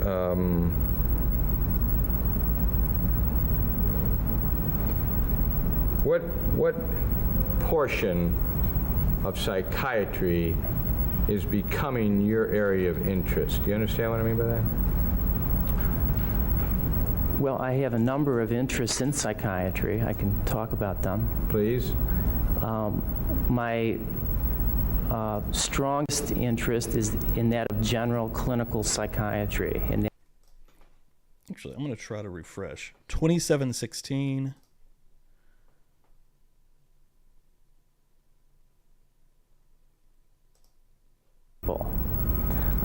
I will always... I still have it. Weird. What is that? That's weird. I literally don't know what that is. It's almost like I have it playing somewhere else, but I don't. Do that as an active part of my practice. I see 30 to 40 patients every week. Do you see them as part of your hospital assignment, as part of your private? You're also in private practice. Yes, I am. Yes. I see them as part of my private practice. I see them as part of the work I do in the community, and I see them in the prison that I work at. Are you doing any studies into the area of sexual disorders? The study that I just mentioned regarding looking at the outcome of treatment with medications to control sexual drive. Have you been dealing with any people who are afflicted with what has been come to know by everybody in this courtroom as paraphilias? Yes, I have. Tell us about that. The extensive involvement and training with the paraphilias has been in the area primarily of pedophilia and secondarily exhibitionism. So people that have an abnormal fantasies or to the extreme driven to act on behaviors involving a sexual attraction to children, people that are driven to expose themselves out in public. And is that because you're concentrating on sexual disorders, or they just come to you in a normal course of events? That was because it was part of my training and part of my interest in treating these very difficult problems. Have you ever testified in a court of law and been able to render an expert opinion as to whether or not a person in question was or was not suffering from a mental disease? Yes, I have. And how many times have you done that? Suffering from a mental disease, One time. And where was that at? That was in Wisconsin. And what court was that in the state of Wisconsin? What county? I think that was in Waukesha County, I believe. Were you accepted as an expert in that court case? Yes, I was. Have you ever been proffered as an expert and been rejected by a court? No, I've not. Have you been called upon to render an expert opinion in court relative to your specialty of psychiatry, relative to the mental condition of another person? Yes, I am. And how many times other than the one in Wisconsin? Another one in Wisconsin and 2 more in Illinois. You licensed to practice your profession in Wisconsin? No, I'm not. But you were accepted as an expert because of your foundation questions, the type of which I asked. Yes. Now, have you ever been able, or have you been called upon by any court to render an evaluation other than testifying to that court as it relates to whether or not a person who you have examined was or was not suffering from a mental disease or defect? Yes, I have. And how did that come about? Well, that comes about in 2 ways. In one way, it came about through my work at the Isaac Ray Center in the section on psychiatry and the law, where we would be consulted by either side or by the court to render an opinion on oftentimes the issue of fitness or competence to stand trial. Many times those reports are stipulated to. And what you mean they're stipulated to, there's no reason for you to testify? They accept what you've said and they don't ask you to come in. And at the Psychiatric Institute in Chicago, connected with the Circuit Court of Cook County, I would have rendered that kind of opinion at least 50 times. Has your opinion you ever been rendered been sent back to you and found not to be acceptable? No, it is not. Have you ever testified in a homicide case? No, I have not. Have you ever been involved in a homicide case where you worked the case as a psychiatrist? Yes, I have. And tell us about that. That was a case in Illinois, in Cook County, involving the murder of 2 women that someone was claiming to be insane during those serial, meaning that they were separated in time, those 2 murders. The state approached the Isaac Ray Center, and I was involved in that evaluation. I wrote a report. I worked with Dr. James Kavanaugh on that case extensively. Did you render an opinion as to whether or not the defendant at the time of the commission of the offense was or was not suffering from a mental illness? I did. And was that part of your job hired through the Institute under the guidance of Dr. Kavanaugh? Yes, it was. And that was by the state? It was by the state, yes. They hired you? They did. Have you made these evaluations only on behalf of either the state or the court or the defense? And if so, what proportion of the time? Who is it that's calling upon you to render these 50 evaluations you're talking about? The court, at least 80% of the time, maybe 90%.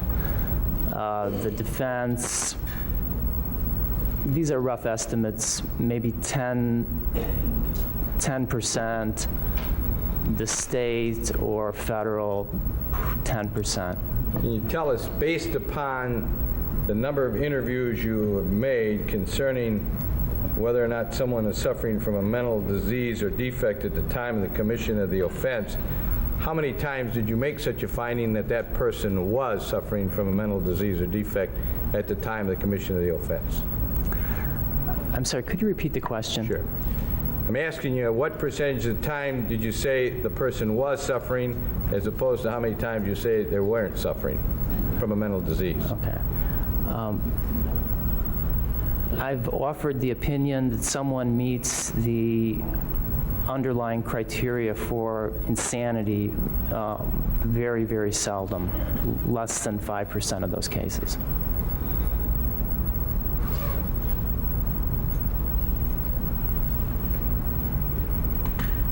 I'm ready to proffer Dr. As a witness. Mr. McCann, voir dire.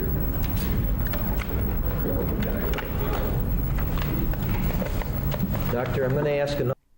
All right, let's get into some actual questions here. Good Lord, 34 minutes of why you're an expert testimony so Number far. of questions because the jury has a right to have this. So we approach noon. It's almost noon, almost breaking out of the morning here again on Murder Church. Again, thank you guys so much for being here. Appreciate it. I'm telling you like it is, baby. I'm sober enough to know what I'm doing, and I'm drunk enough to really enjoy doing it. Information. I don't want you to take it personally. Do you understand that? Yes, You are about 40 years of age. Is that correct? that's correct. And looking at you, one might assume that you've been in practice Hold on. I know this is already going to be needed. for some time because many people who graduate from medical school and training would be younger than you. Is that correct? That is correct. But the fact is, you are really actually recently completed your training. Wouldn't that be true? I'm about a year and a half into practice. Right. Is the fellowship part of the training? How do you mean? The fellowship. Is the fellowship that you had at the Isaac Ray Center part of your training? It's an elective part of training that was. Edward Michael McCann does not give a fuck, and he will tell you that you are not an expert and that you fucking suck and that you don't have enough years under your belt yet to be sitting right here telling me this. That's what he's going to tell him. Let's go. Not required. All right. When did you finish the fellowship at the Isaac Ray Center? In July of 91. All right. And if that's part of your training, the fellowship, and Versus. you finished it in July of 91, you have been out of training less than 7 months. Would that be true? I've been practicing psychiatry for 2 years. Let me repeat the question. If the fellowship is part of your training, as you said it was, and you finish the fellowship, See him starting to get caught. You know, he's starting to posture up. He knows what's coming down the pike here. This is not going to be friendly. This is not going to be friendly fire. He's saying, hey, bud, hey, you fucking suck. You're not an expert. And now here's why. in July of 91, you have been out of training less than a year. Is that accurate? I've been out of formal training or pursuing any formal training for less than 1 year. All right, so you're recently out of training. Have you ever testified on responsibility in your experience? Yes, I have. And what type of case was that? That was a sex offense. And what was it? What was the case? It was a case of exhibitionism. And where was it? It was in Wisconsin. All right. Have you ever testified? Was that charged as a disorderly case or an L&L type case? Lewd and lascivious. And who did you testify for? The defendant? Yes. Did you ever testify on responsibility in any other case? Here or in Illinois? No, I have not. Have you ever testified in any state on any case of responsibility other than the L&L case in Wisconsin? No, I have not. That's a misdemeanor, isn't it, L&L? It means a person exposed themselves. That's basically was the issue, wasn't it? Yes. Just so the jury understands, you never testified on responsibility on a burglary case, did you? No, I did not. You never testified on responsibility on a robbery case? No, I did not. Never testified on responsibility on a rape case? That's correct. Never testified on responsibility on a murder case? That's correct. Are you a bit astonished to find yourself testifying on responsibility on 15 counts of murder? I would object to the form of that question as being argumentative, immaterial, and irrelevant. I'll withdraw the question.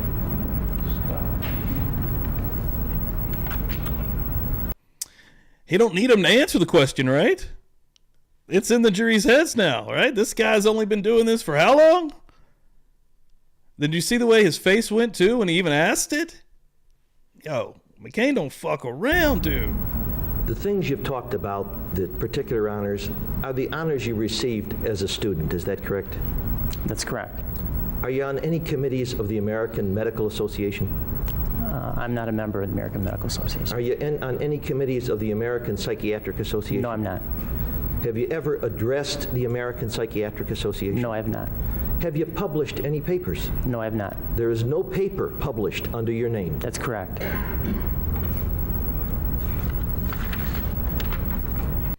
You ain't even ever published a paper? You've never published a paper and you're going to sit here and tell us what's going on in 15 homicides? Round one. Ready for round two.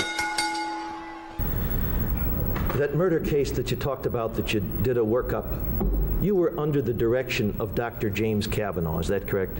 That's correct. And he is the director of the Isaac Ray Institute, is he not? Yes, he is. And did the what you did was under his direction, his observation, and he checked out what you did. Is that accurate? Well, I interviewed the defendant in that case independently 3 or 4 times. I reviewed all the records, and then I had a meeting with Dr. Kavanaugh, and then he interviewed the defendant twice, and we wrote a joint report. Right. But there's no question who was... That made me laugh out loud. Are you actually the court janitor, sir? Did you sweep up this room before we showed up for trial today, sir? Is that true? Leads me to believe that could be true with the testimony that you just said about why you're an expert, because it's bullshit. Was in charge here. Dr. Kavanaugh. That's not me. That's was in charge, wasn't he? Direct quote. In that particular situation. I think we were working together. Right. Well, let me repeat it. Who was it? He was in charge of the clinic, was he not? He was a director of the Isaac Ray Center. And were you a director also of the Isaac Ray Center? No, not if I was in training. So you were under him, were you not? He was my boss. All right. When Mr. Boyle asked you about teaching, you said, and he had suggested you had taught at DePaul. You went there once and lectured at the DePaul Law School, is that correct? No, I went there twice. Twice? Yes. Okay. You're not a lecturer at the DePaul Law School, are you? I'm a guest lecturer. Right, because you've lectured there. A guest? Twice. Correct. Right. And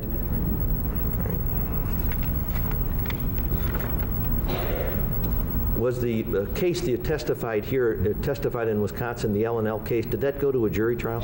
No, it did not. Is this the first time you've ever testified in front of a jury? Yes, it is.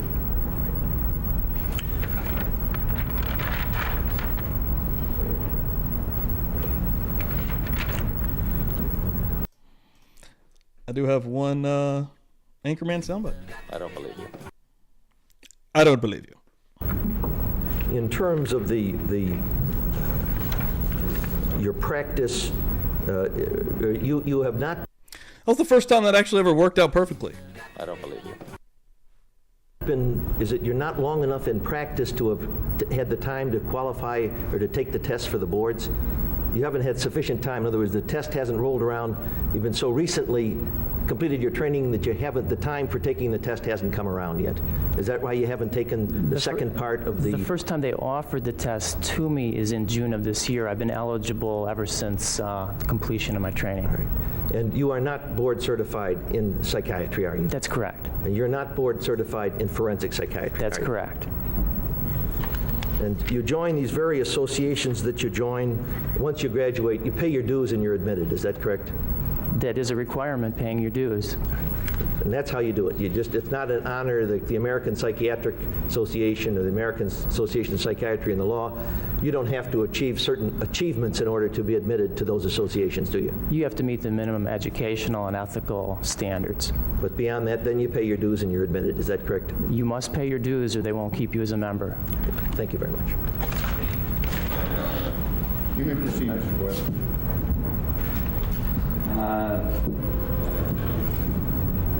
I might want to suggest to you that the jury and those who have been in the courtroom on a daily basis and the public because of the media have heard much of the data and the detail of these killings.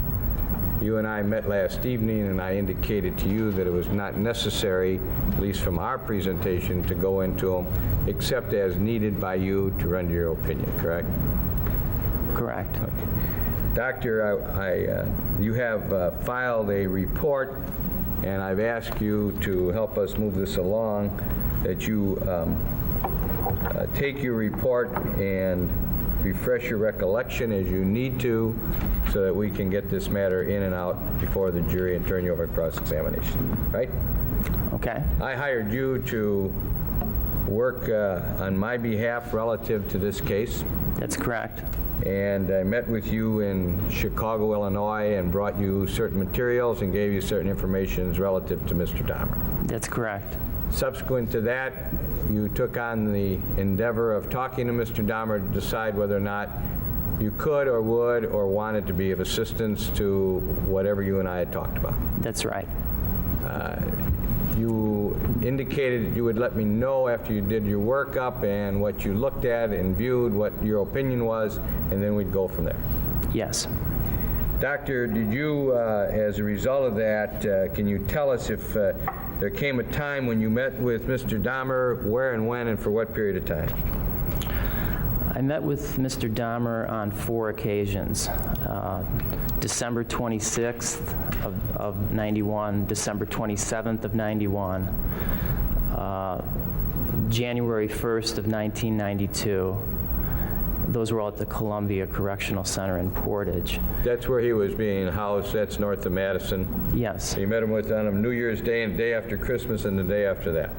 Yes, and then I met him one additional time at the Milwaukee County Jail on January 4th. And what was the purpose of your examination?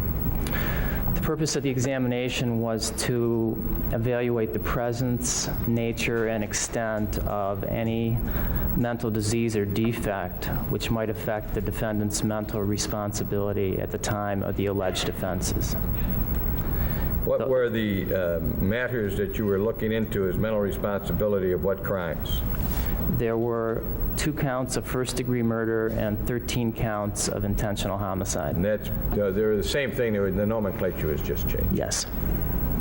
How long did you actually spend talking to Mr. Dahmer? I actually spent at least 10.5 hours. I mean, you were there longer than 10.5 hours, but 10.5 hours of conversation, is that what you mean? That's correct. Okay. Now, prior to that examination, you and I talked sometime in December, correct? That's correct. And you talked to other members of my staff, my office? Yes, I did. Did you ask for and receive records that you thought you might want to see? Yes, I did.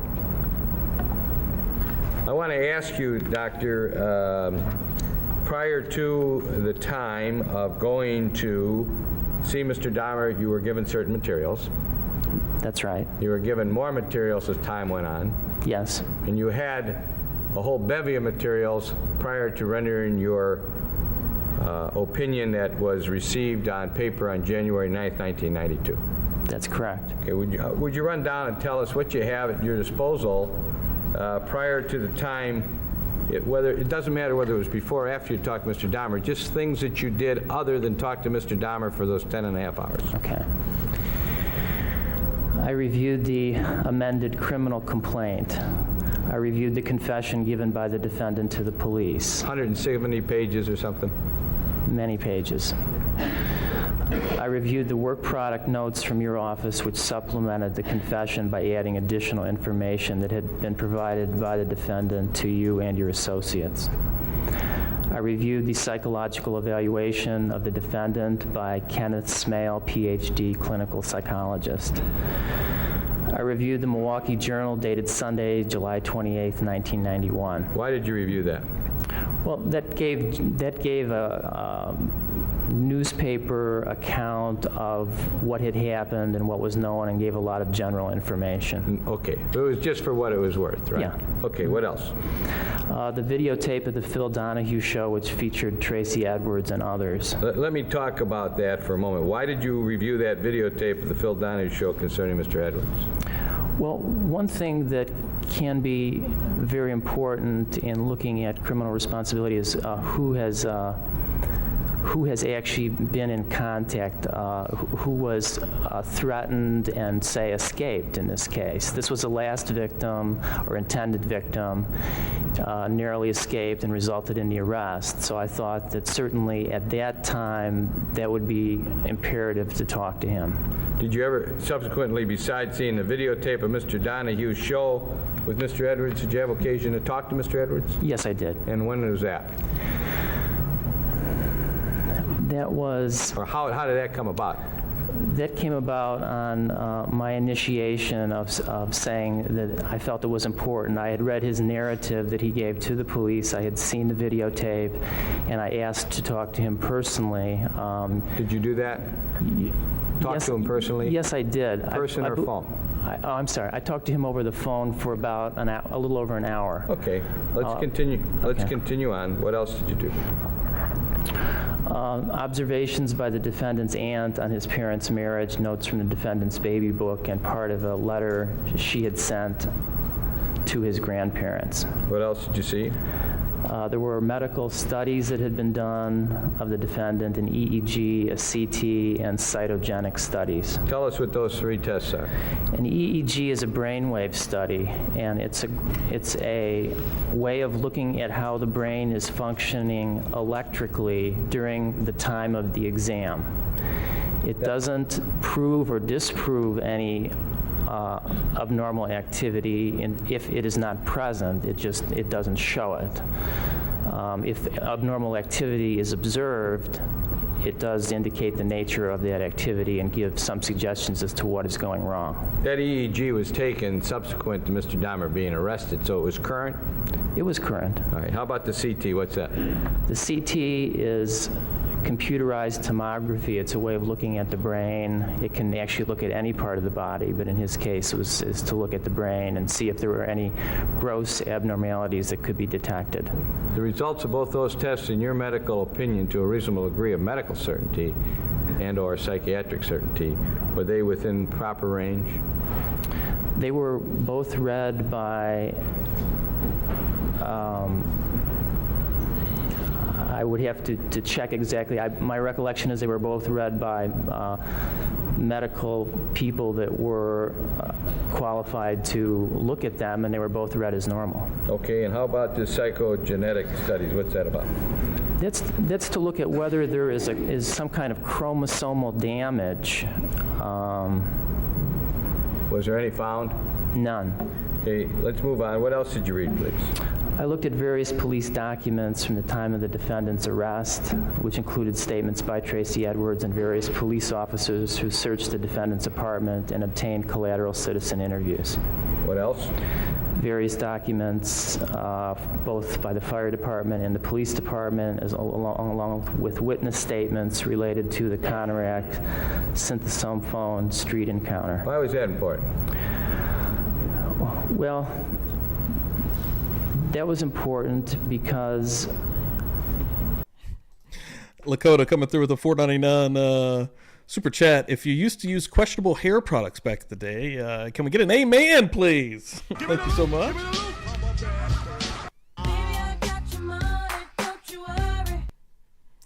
That's amazing. Yeah, let me know in the chat if anybody did used to use some questionable hair products.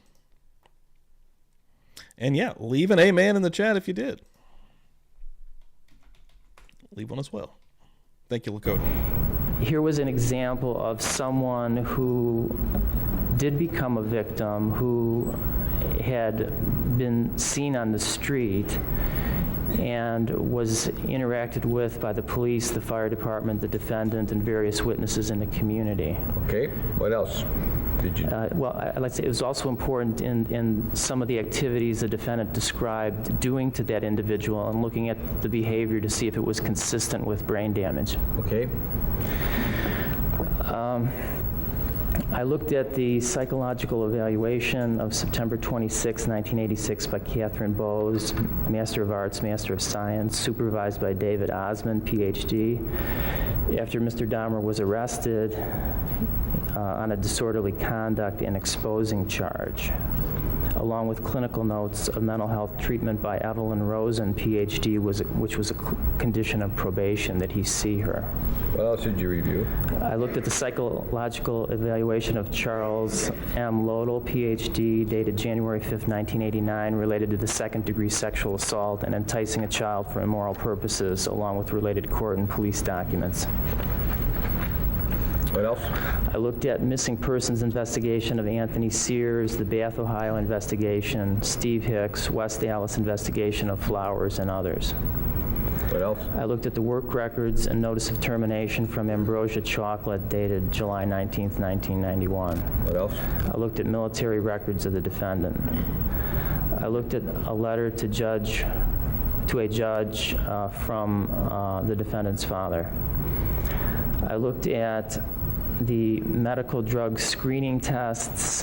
When he was in the House of Corrections, they would test his urine or blood for the presence of any illegal substances. For a period of about 8 months, that was? Yeah, about 7 months. What did they show, those tests? It did show that one time on Thanksgiving, he tested positive for alcohol. Other than that, they were all negative. That's right. Next. The police report with the defendant as a victim of a strong-arm robbery. That was in September of '90. Yes. Why was that important to look at? To look at the context of what had been said to the police by the defendant, in what context the robbery occurred, how serious the injury was, was there any injury? What else did you look at? I looked at the Bath Township police records where the defendant was charged with having an open container and disorderly conduct and resisting arrest. And that was in October of '81. That's correct. Why was that important to look at? Well, it is known that at various times there has been offenses that have been charged where alcohol was involved. Okay. Yeah. Next thing you looked at? Was the Milwaukee Police Department report by the defendant again, where he was battered with an unknown object in 1988. That was a report generated as a result of the defendant making information known to the police in November of 1988. Yes. There was Next one. There was a statement by Carlos Cruz dated July 26, 1991. Well, who is Mr. Cruz? Is that somebody that talked about sometime when he was in the Army with Mr. Yes. Okay. The police property inventory of videotapes in the defendant's apartment. Videotapes they took out of his apartment? Yes. Okay. And photographs of the victims and the defendant's apartment. And they were like hundreds of pictures. Yes, some of the defendant took and kept, some that the police took of the crime. That's correct. And the evidence, right? Yes. Okay. Now, armed with that information and having done the 4 days, the 10.5 hours of discussion with Mr. Dahmer, did you arrive at an opinion to a reasonable degree of psychiatric certainty as to whether or not Mr. Dahmer was, on each and every one of the 15 occasions where these homicides took place, suffering from a mental disease? Yes, I did. And what is your opinion? That in every case he was suffering from a severely disabling mental disease. And what did you classify that mental disease at? I classified it as necrophilia, along with some other diagnoses.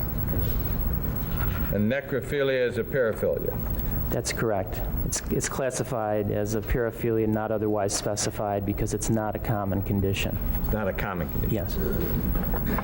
Now, did you classify that necrophilia balloon pant jeans as a mental disease? Yes, I did. On each and every one of those occasions, you testified now to a psychiatric, reasonable degree of psychiatric certainty they were suffering from that disease. Now I want to ask you. Got snakes in murder church now, baby, thanks to Rich Buddy. On each and every one of those occasions, as a result of the mental disease that you have just proffered, can you tell us whether or not you arrived in opinion to a reasonable degree of psychiatric certainty as to whether or not, because of that disease, the defendant, Jeffrey Dahmer, lacked substantial capacity to conform his conduct to the requirements of law? I did. And what was your opinion? The opinion was that secondary to a mental disease, that he lacked substantial capacity to conform his conduct to the requirements of law.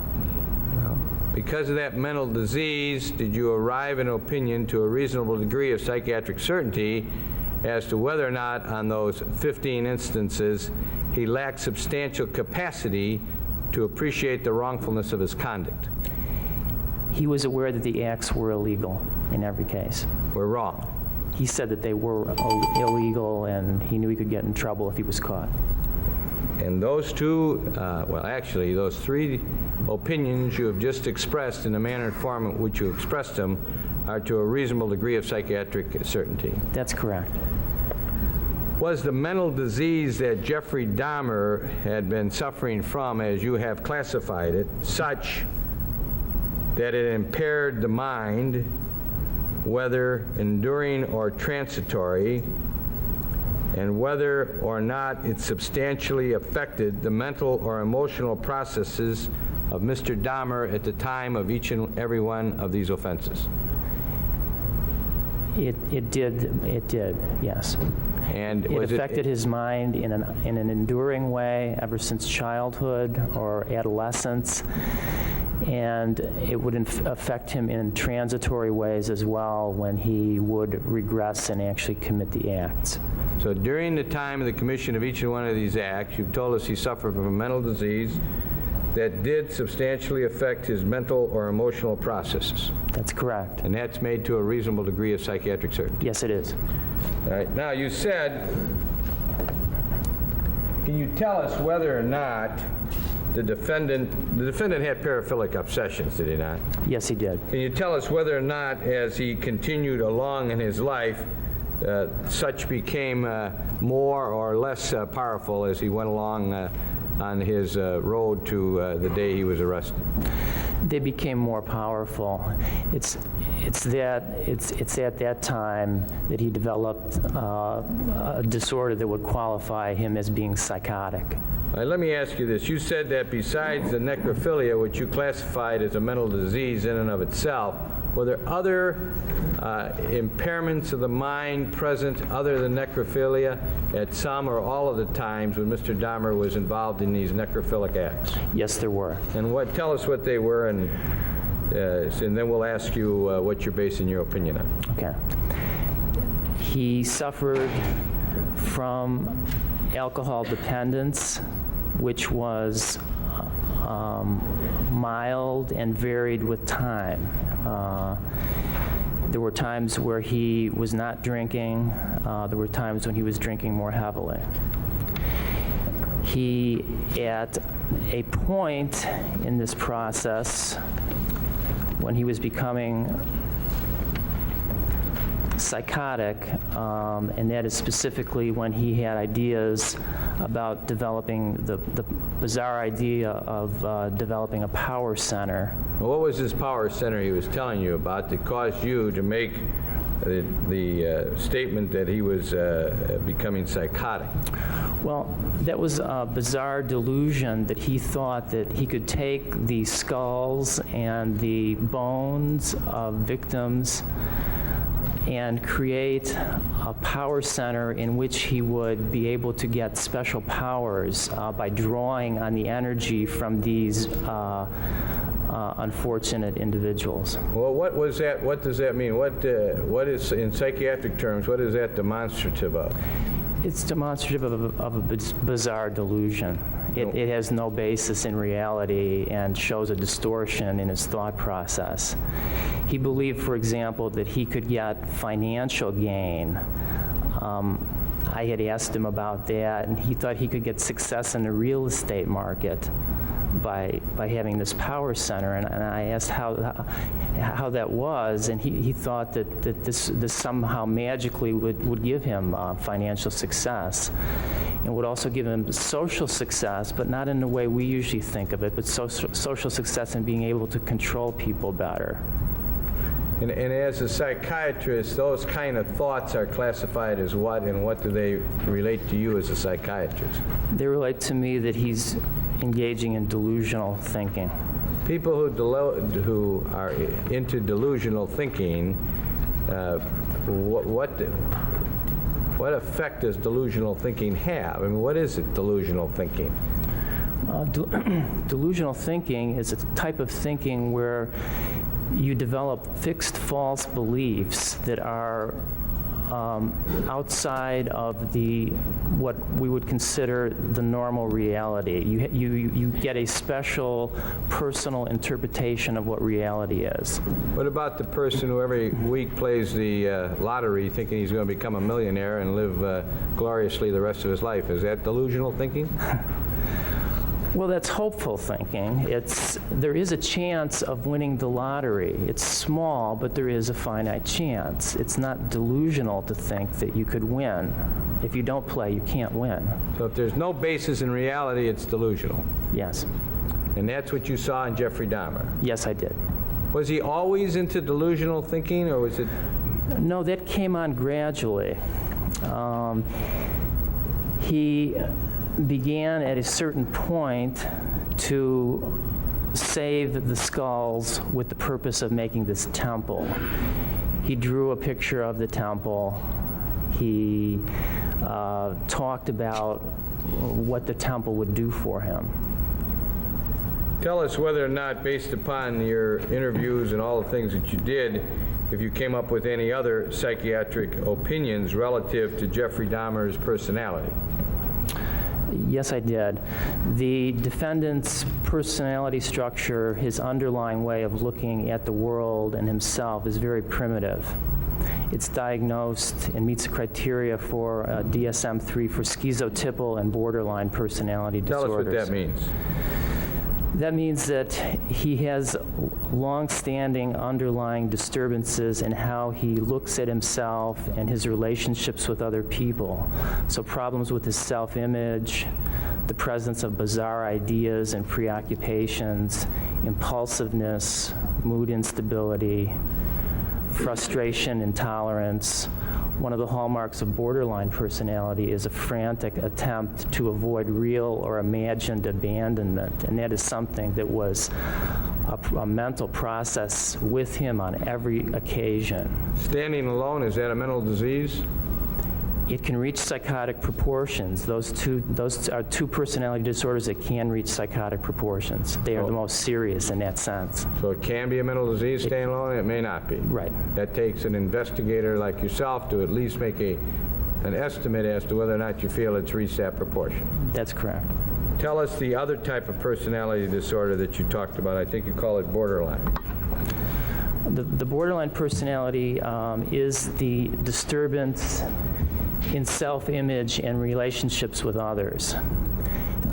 He has, since childhood, had a disturbance in self-image. Welcome to Leaf Blowers and a Bludgeoning. It works. It fucking fits. He doesn't view himself as a very worthy individual. He can't imagine himself actually having an ongoing adult relationship with someone. So he tries to solve a problem of still needing that by some of these horrible activities. Tell us if you found any other related physical conditions within the investigation that a psychiatrist may do in a case such as this, so bring it to our attention if there were any. The additional, if I've not mentioned, I would have to mention now psychotic disorder not otherwise specified. I believe I did touch on that I think you did in reference to the temple. Yes. And I'll get into when that started creeping up, but I think you did mention that. All right. What about any other physical conditions? He had a period of unconsciousness during one of these attacks upon him that lasted greater than an hour, but he did not report any known deficits as a result. He was treated for a minor skin condition in the jail. There aren't any other known medical conditions.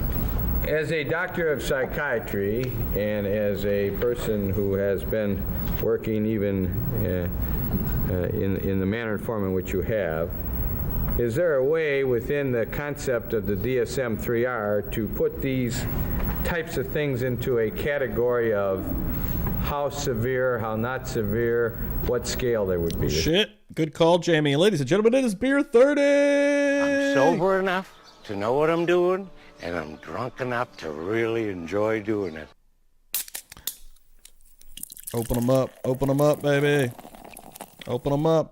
I will be right back. I'm literally going to go run and grab a brew. How much of this one is left? About 10 minutes. Be right back. Yes, there is. Tell us how that works.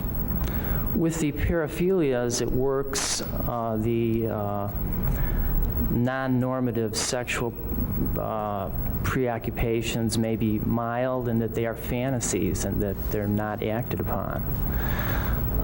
They may cause some distress or may be acted on occasionally. That would more classify them as a mild type of disorder. They may be acted on frequently or exclusively and take on a drive or obsession to participate in this, maybe exclusively, maybe not, and that would be the most severe form of the illness. Is there a number attached to the relative significance of where these stressors are? It's not a number.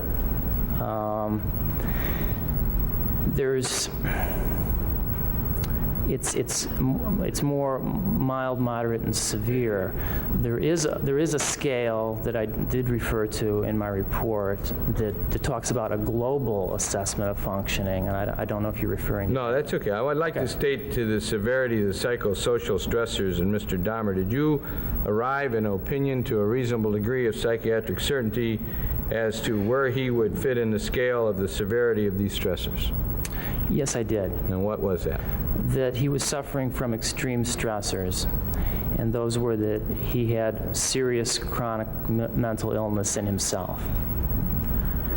Now, you said something about a global assessment of functioning. Is that part of the DSM-3R?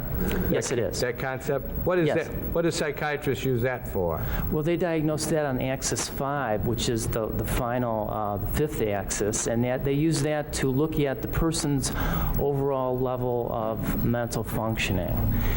A score of 1 would be the worst possible score you could get. The number 90 would indicate a level of mental health that most of us would hope to achieve. Okay, and where would you find Mr. Dahmer within 1 to 90? I found him to be in the lowest range. I coded him from 1 to 10, which is a scale, would be the lowest possible score range. What did you see that led you to conclude that? Is this done to a reasonable degree of psychiatric certainty? Yes, it is. Tell us what happened that caused you to do that scoring as you saw it, Mr. Dahmer. Well, I saw in him a present danger, a persistent danger of severely hurting or killing others, and some danger of hurting himself.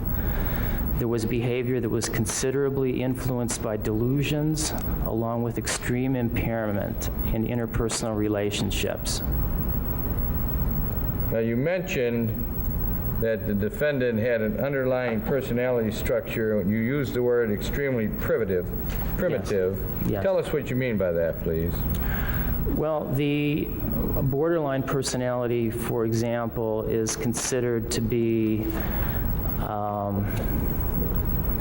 can be considered to be a level of personality development. It contains some of the most serious symptoms that cause either distress or interference with our relationships with others. What, if anything, does this have to do with perhaps substance abuse, if anything? Well, one important thing is that it's one of the criteria in the DSM-3 is impulsiveness. And they give several examples in the DSM-3R of examples of impulsiveness. Sexual, spending, substance abuse, overeating, external impulsive forms of self-soothing or satisfaction. What's it do to mood? Affect mood? Yes, mood can be very unstable and intense, where people have difficulty handling their anger. This schizotypical, how do you say that? Schizotypal? Hey. Schizotypal. Schizotypal and borderline personality disorder. You also indicate that within that there's it has something to do with real or imagined abandonment. Would you express us what you meant by that, please? Yeah, that is actually in the borderline personality disorder, and these people are Lakota coming through while I was out. Collection plate. Getting a $1.99. Hell yeah, fist bump in there. That's what I like to see. I love that.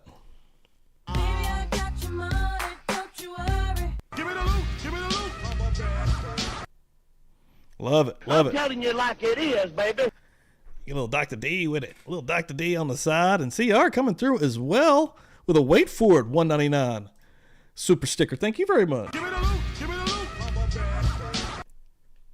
Love it. I like to play both of them. You're going to get both of them. Everybody will always get both of them probably because I like to hear them, baby. Thank you guys so much. Filling up the collection plate. Again, beer 30. Get the brews out. Thank y'all so much. Everyone for coming through, hanging out. New folks coming through. Love it. Cameron, Katie, what are you doing? Thank you so much for being here. Murder Church every Sunday, 9 a.m. Eastern Time. Continuing to cover the Jeffrey Dahmer insanity trial. Until its completion. Some of the most difficult to treat in psychiatric practice. I just want to add that books, seminars, and lectures are given at every major association, American Psychiatric Association convention, on how to treat these patients, and case examples are given.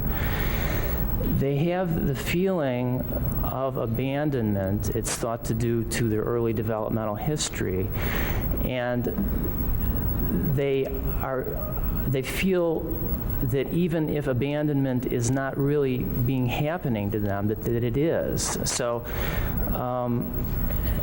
they have frantic attempts to avoid real or imagined abandonment. And in this case, it's the most extreme example of those kind of frantic attempts. And how so? Well, he killed to keep people there. Okay. Judge, I think I'm just going to ask this next question. I think it'll be a good time to break then, because this is the last one concerning the conceptual psychiatric things we're talking about. You indicated that you found, because of Jeffrey Dahmer's personal power center that you've described, this temple and what he was going to gain from it. Yes. Some psychotic disorder not otherwise specified. Why is that called not otherwise specified? It's called not otherwise specified because it is specified if it's a definite diagnosis of schizophrenia. That's a psychotic disorder with the. So that's specified. That's specified. Non-bizarre delusions are called delusional disorders, and they're specified. What we don't have a category for is someone that has bizarre delusions like this without hallucinations, without meeting other criteria for unorganic or non-organic psychosis.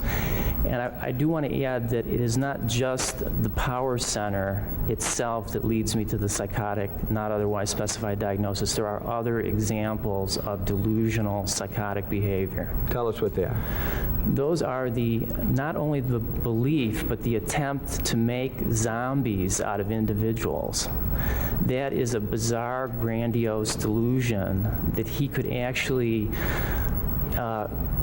do a crude brain operation that would make people forget their memory and identity, and that they had to leave him, and that he went out one after another, even though these were failing, and continued to try and do such a delusional type of activity. Is there anything else? The other part would be the cannibalism. That is also a very bizarre delusion, in that actually storing and packaging parts of these poor individuals that they were going to become part of him. Now, what you said... Literally and figuratively. Literally and figuratively. Yes. What you said was, when there's psychotic disorder, like schizophrenia, you know what it is and it fits into a certain definition. Yes. And when there's delusional behavior, that's specified also, because it fits into a clear-cut category. Is that right? The delusional disorder in the DSM-3R, yes. But when there are these things, such as you've told us about Jeffrey Dahmer, and you try and look out where it fits, you don't find a clear-cut definition, so you hook it into the psychotic disorder, but you say it's just not specified so that I can put it into exact terminology. Is that That's what the DSM-3R tells us to do. Okay. So in other words, there are some that are clearly defined. If you hear that a person has 7 of these things, it'll fit into this. 6 of those, it'll fit into that. But when he Yes. has a whole bunch of things and it doesn't fit in anything, it's called not otherwise specified. That's a fair way of describing it. Psychiatry hasn't figured out what to call the things that he was doing that you said are psychotic, so therefore you include those in the non otherwise specified. They're less common and less typical. Okay. This would be a good time for us to break, Your Honor. We'll recess until 1:30 then. Court's in recess. All right, please. All right. All right. Part 1, and goes right into part 2. Dr. Carl Wallstrom Jr. again, forensic psychiatrist, is going to continue his testimony here. We got another hour 15 in us. As we approach 1 o'clock, I'm going to honestly probably call it there. We'll probably go into the second part of Dr. Wallstrom next week with the part 2, and then he's got 2 more parts, so we'll probably at least finish him next Sunday, and then it looks like we're after that go into a Dr. George Palermo. Hopefully I'm not butchering that. But yeah, we've had a great morning here. Again, about 4 hours here. I usually go to about 1 or 1:30. But yeah, actually I have a few things that I am going to do. I have to do some actual adulting and shopping today, unfortunately. So probably going to go and actually do a few things like that. But what an absolute killer murder church and service. Camera Katie, thank you for coming through here. All the new folks that came through here, absolutely amazing. A bunch of new members, everyone that has donated to the collection plate. You're unbelievable. You're amazing. You're beautiful. Like, I can't believe it. Every single week, this thing continues to grow. This whole channel continues to grow, man. Again, Feral Friday, this Friday night, 10:30 p.m. Eastern time. I'm sure we're going to see each other before that. But I want to go ahead and hype it up. My 6K special, subscriber special, our 6K subscriber special, my brother Dan as well. We're going to be hanging out. We're going to be doing something. I don't even know what the show's going to be yet, but if you watch the 5K subscriber special with Jay, you know that a hacker took over the show, and yeah, it ended up being one of it. My favorite episode I've ever done is that one. So it should be, who knows what's going to happen. We're going to see what's up this week. Wednesday night, I'm going to be on Jay's channel. Again, follow Jay there. I'll put the link in the chat. I'll do it one more time. We got it right here, ready to go. My favorite YouTube channel. I hang out in here. I'll probably be in there in the morning when he starts back on the YNW Melly trial. Again, Cameron Katie, go give Jay a follow as well. If you dug this and you're digging trials, I think you'll love that channel. Yeah, thank you very much, guys. It's been another amazing service, an amazing morning. No, thank you guys. Seriously, thanks every one of you. Again, continuing to grow this. The service continues to grow weekly. The channel continues to grow daily. Again, Tuesday night, 10 p.m. Eastern time. I'll see you here for the next show. Thursday, 10 p.m. Eastern time will be the next one with Dan. And then, yeah, Wednesday night, again, we're going to be on the J. I'm going to be on the J channel. I'm not sure if Dan's going to be on there or not. We'll have to see what's up there, I guess. But for sure, I know Jay had reached out to me, and we're going to be hanging out on there. It's going to be awesome. I'm excited. Shannon's going to be on there that night as well. So, yeah, make sure you're following the Shaming of Jay channel. Keep up with us on Twitter. I know that I'm all over Twitter. That's literally my favorite platform where I talk the most shit. I have been debunking some bullshit on the interwebs that have to do with the Idaho 4 case. So you might want to keep up with that. Digging in, folks. Digging in. You're not going to get bullshit on this channel. You're going to get the facts as far as we can find them and see them, and try to, again, cross our T's and dot our I's, because there's a lot of bullshit out there. Make sure you're looking out for the bullshit artists. Before we do go, I'm telling you like it is, baby. That's right. That's right. The bells are ringing. The bells are ringing. Hopefully everybody's got their beer 30 brewski. And again, as you head out the door, give it a like. Leave something in the basement if you end up watching a replay. Sub up. Hit the 3 little dots on the side. Make sure all notifications are turned on so you don't miss any community posts, videos that I drop, or live streams. All of those are happening frequently, including shorts as well. Keep your eyes out for shorts. Yeah, join the Discord. Let me throw the Discord in there real quick. I forgot that. Boom, boom. The Discord growing exponentially every single day. Boom. J-Buzz Nation, killing it out here. Make sure you're on board because it's going to be fun taking this thing to the moon with every single one of you. Kaylin, thank you so much for the endless list of possible lawn care and true crime channel names, because holy shit, they were amazing. Everyone, amazing. I'm blown away all the time by this. All the time. You guys always coming through. Cameron Katie. I know. Now I have to go and do some actual adulting here. So we'll do it. Don't forget, mow and water your lawns, people. That's the truth. That is the truth.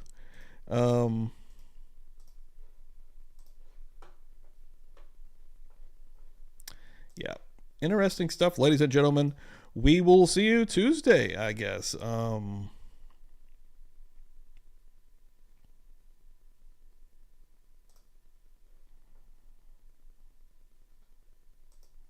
Making sure I'm not missing anything real quick. Yeah, 77 likes. Fucking amazing.